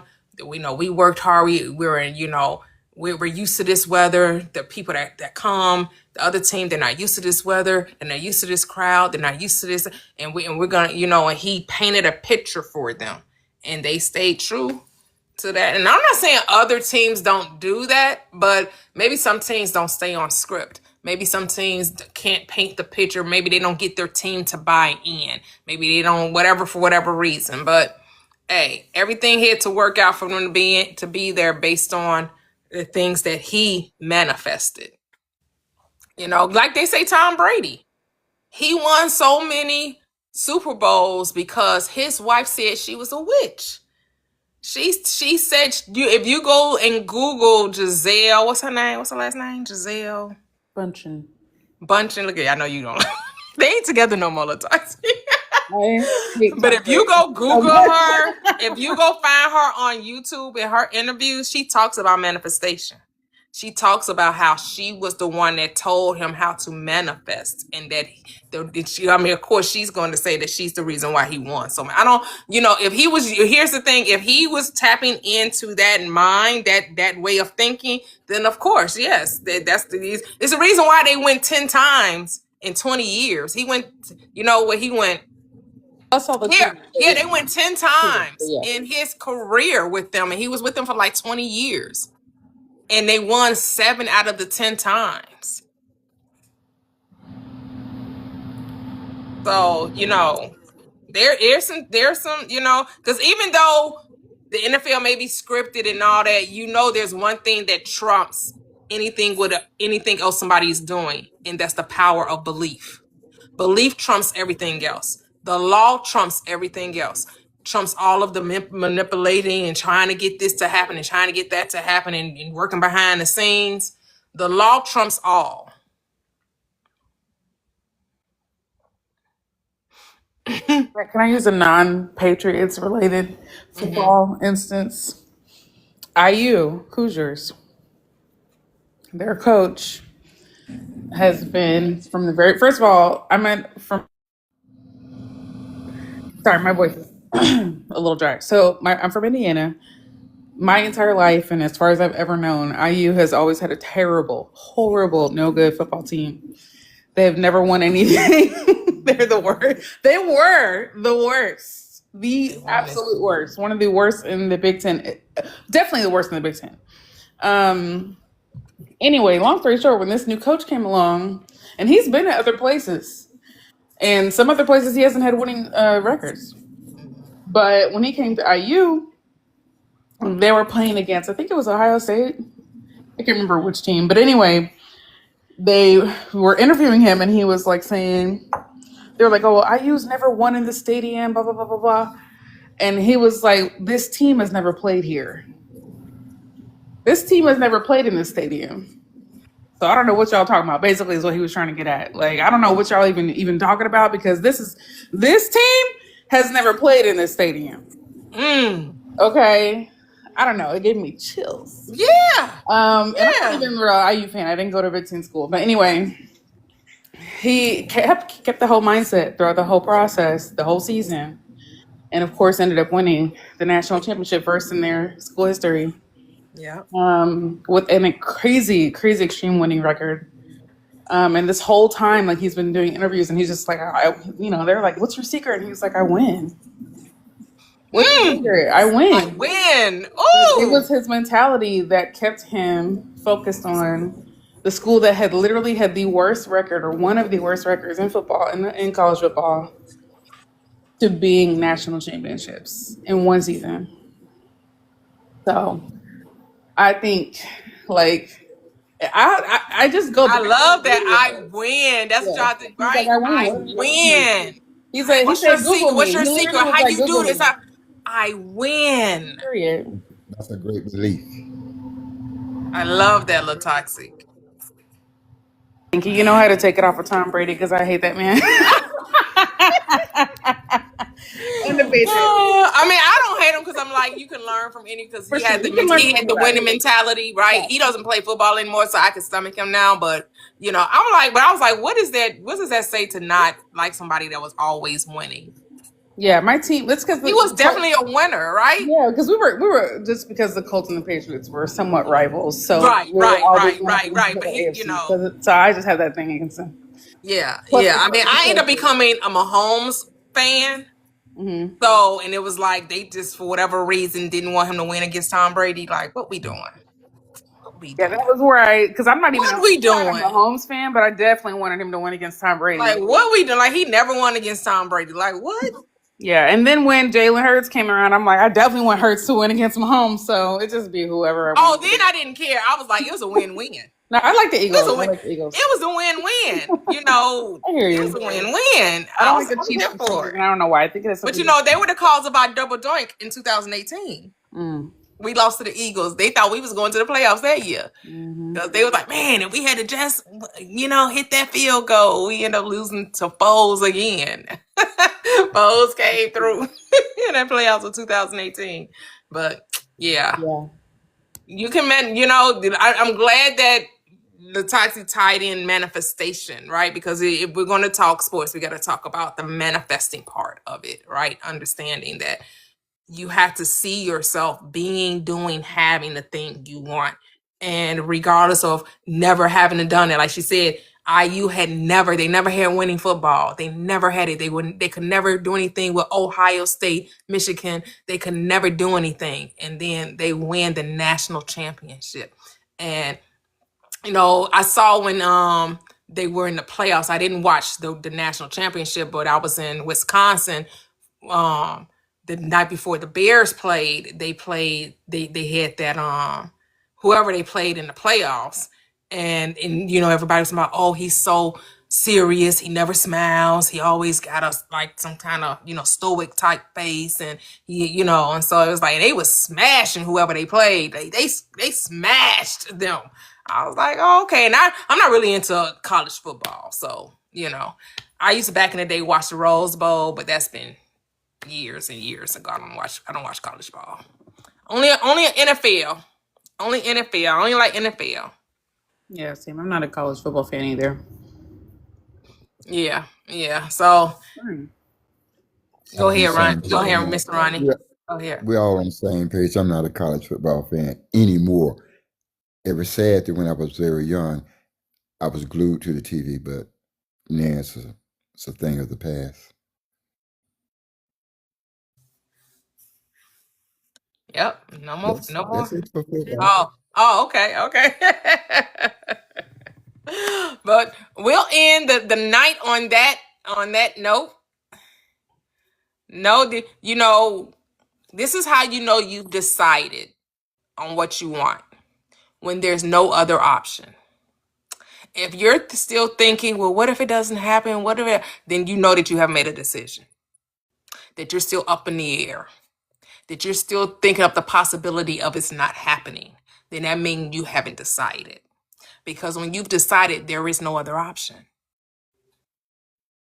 There's no other option. There's only one choice. There's only one way. Go ahead, Mr. Ronnie. I like that. I like that. See, that comes right up come under my head in of winning. We're not looking at losing. We're only looking at winning. I love that. No other choice. There's no other options. No other options. You just only have one. It's this or nothing. It's all or nothing. All or nothing. And there's no such thing as nothing. It's only this. It's all. It's only all. It's only the desire. It's only the end. It's only I have. It's only I have. That's it. That's it. That's all there is. It's only this. This is all there is, and there's nothing else. No other options. That's how you know that you are single, have singleness of purpose, that you have tunnel vision. And you're not going to be trying to, the how and the when is not even going to come into your mind. Because you know that doesn't even matter. Because you say so, you had start. What do you expect? Because you get what you expect. What do you expect? Oh, I expect it's going to be hard. And guess what? It's going to be hard. I think I'm going to have to sacrifice. Then you're going to have to sacrifice. You get what you expect. I suggest start saying it's light and easy. It's fun. It's a great time. Wonders never cease. I was amazed. I was delighted. I would have never thought of that. Oh my goodness, the way I just had never. When you're telling your story, it happened so naturally. It was so simple, and I couldn't have thought of that in 1,000 years. I would have never thought that that's the way it would have happened.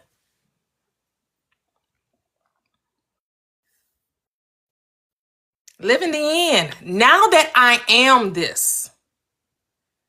Just decide, and don't be in a rush to make it so, right? So like, you decide whatever. You decide, oh, I think, because I make money or have money or money is effortlessly because money in my bank accounts are overflowing. I got investment accounts, savings, IRAs, Roths, all that. I got all those things going on. And I think, I dress this way. That doesn't mean tomorrow you have to start dressing that way. You just put it out there that you dress that way. Because here's the thing. You want life to be effortless. And you don't have to force a thing.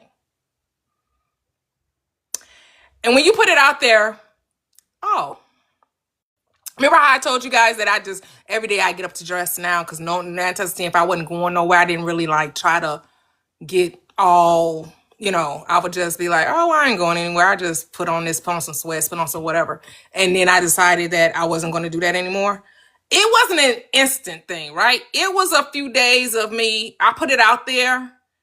I didn't try to force it because I wanted it to be, I don't want to be, I got to put clothes on. Oh, I said this is what I was going to do. So now I got to do. No, it's so effortless because it's who I am now.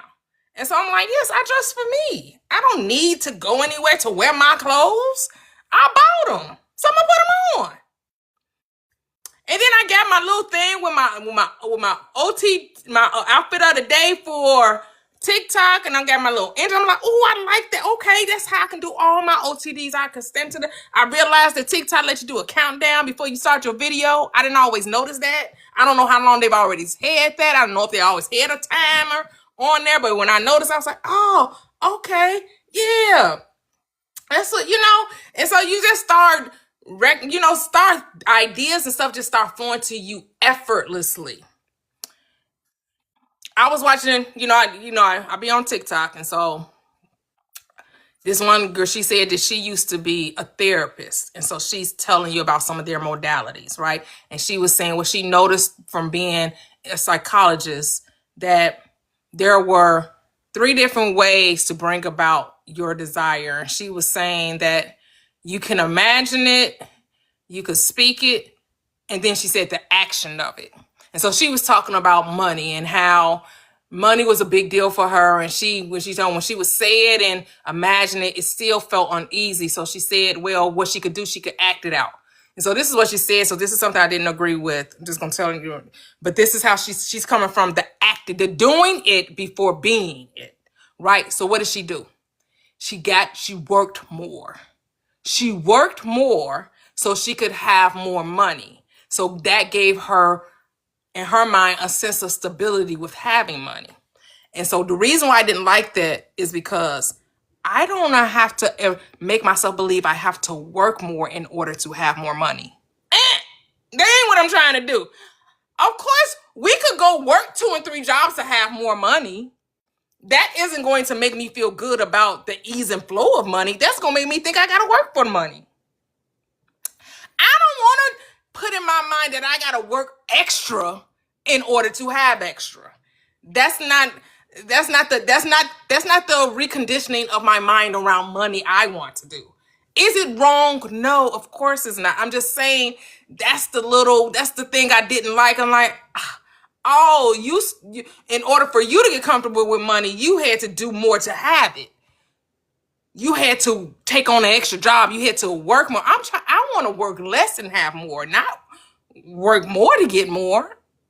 I want to do as least as possible and collect more and have more come into my experience. But she's coming from the world's perspective, right? And the world is always going to say, do more to get more. They're always going to say, grind and get 2, 3 jobs, right? They always going to tell you, do more, do more, do more. That's a way. And a lot of people that end up working 2 or 3 jobs, they don't be having a whole lot of money. A lot of people, or they stressed out, or they tired, or they really don't enjoy it. They won't take no vacations. Like, I know people that, like, man, I got 2 months vacation. I ain't took a vacation in 5, and you haven't taken a vacation in 5 years. What we doing? How you working just building up vacation time and ain't never taking it?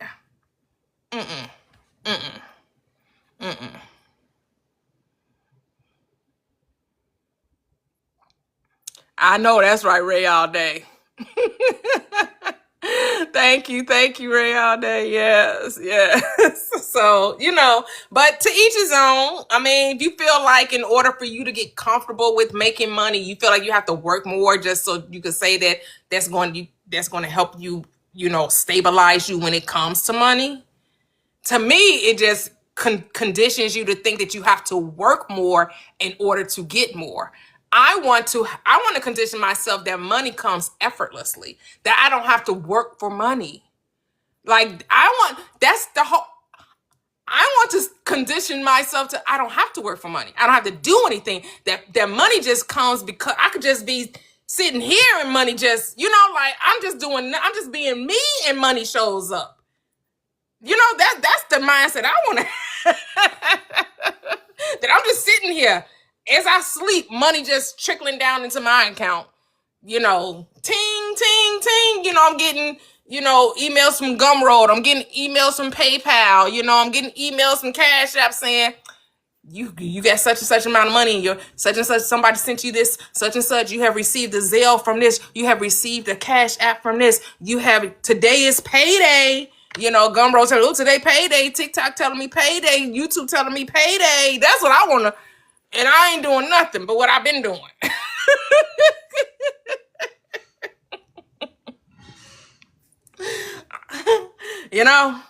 That's what I'm talking about. Easy peasy. But, before we close, I'll let Kevin, Mr. Ronnie Lataxi, if you guys have anything further to say before I close the live.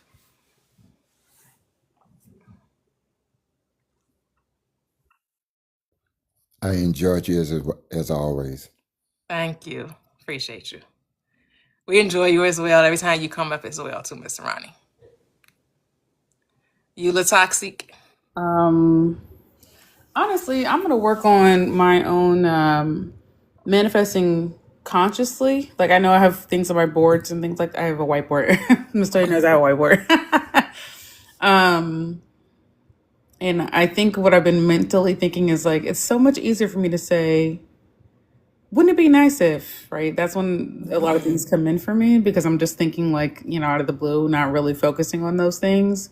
And so I've mentally been saying to myself that consciously manifesting is more difficult than that. And therefore, those things come super easily to me. So mentally, I'm going to focus on actually consciously manifesting is just as easy as me saying, wouldn't it be nice if? So yeah, just wanted to say that. Love that. Yes, Ray. Play that lottery. Yes. Cha-ching. Cha-ching. Do it. I don't know if Kevin's still there. Oh, there he is. Hey, Kev. Go ahead. No, I mean, once you tap into knowing that you always get whatever you put your mind on, that nothing is out of bounds. You are your own genie in a bottle. And it ain't 3 wishes, it's unlimited. Yeah, say that. I mean, literally, every time you ask yourself, it'll always be, your wish is my command. It'll always be. It'll never have to be, well, God, if it be your will. Ooh, say that. Woo. That's the biggest roadblock. Isn't it? I'd be sitting up there wondering, is God gonna give it to me? And if I've been good enough, man, maybe because I slept with that woman last night, or maybe because I told that story last night, or always looking for a reason why you can't have it. Right. Well, the reason I didn't get it because it's not meant for me. It's all Really? meant for you. Really? You're an unlimited being, and something is out of your reach. When you are literally everything, and everything is you. Oof. That's the song. It predates you. It's called by the Stylistics. Anyway. I've heard of them. I'm sure I've probably heard Right. of It's more my songs. area than it is yours. I know Ronnie know what I'm talking about. But Most definitely. there you go. I knew I'd get somebody to help me out. Amen. But we are limitless, unlimited beings. And we need to remember that's who we are. We're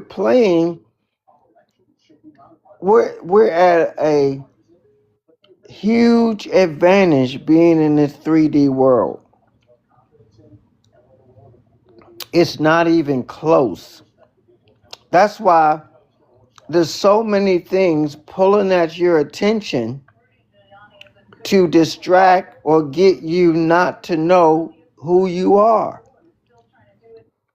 Because once you realize that you're unstoppable, I like to tell the story of the baby elephant that was captured, and they put a chain around one of the baby elephant's foot, and they took this chain and then put a stake in it and nailed the stake into the ground. And the baby elephant who was captured would pull and yank and pull and yank until it grew weary and stopped pulling that day and would start up again the next day, pulling and pulling, trying to break free. They never put the baby elephant in the cage. They just put the stake in the ground. Till eventually the elephant gave up and there's no need to try to pull the stake out of the ground because it knew it was futile. So as the elephant grew, it kept the stake in the ground, but it changed the ankle bracelet to fit the elephant. To the point, if the elephant had only remembered that he's an elephant, he's a full-grown elephant, and he could snatch that stake out of the ground at any time, and that will reveal his full power of who he is. And because of that, he will be set free. That's why they get your mind while you're a baby or an infant, to try to convince you you're not who you are. And now you've gone through life thinking you can't pull the stake out the ground. But you can. And the reason they put the stake in the ground anyway is because they feared the elephant. They fear you. They fear you and what you can do, and they should. They have every right to fear you. Matter of fact, they know who you are before you realize who you are, which is why they fear you. Just remember who you are. That's all. Be the elephant you were born to be. I land my plane. Beautiful. That's it. Just remember who you are. Just remember who do you say that I am? Can we get a good night song? Oh, they just come. If it don't come, then I don't be trying to force the song. You know, they kind of just come up. If one don't come up. I'm not looking for an excuse. I'm looking for a song. I don't know. I can't think of what. You got one? No, I hadn't manifest one yet. Oh. Sing the stylistic. You are everything, and everything is you. You are everything. That's it, right there. Everything. That's I it. told you I knew it. You are everything. That's it. And everything is you. So they be telling us, boy. The world has been telling us the whole time. So come back Saturday. We'll be going over Neville Goddard's book, The Power of Awareness, chapters 15, 16, 17, and 18. Ooh, they're very, very short. I mean, I'm surprised he cut this book up so much. Those chapters are so tiny.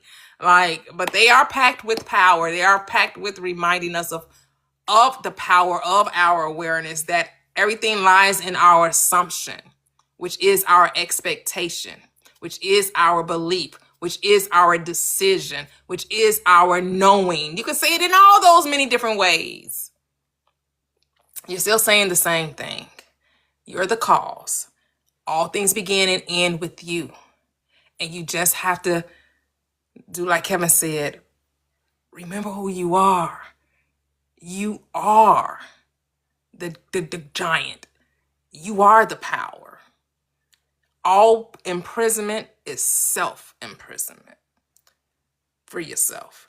Free your mind, and the rest will follow.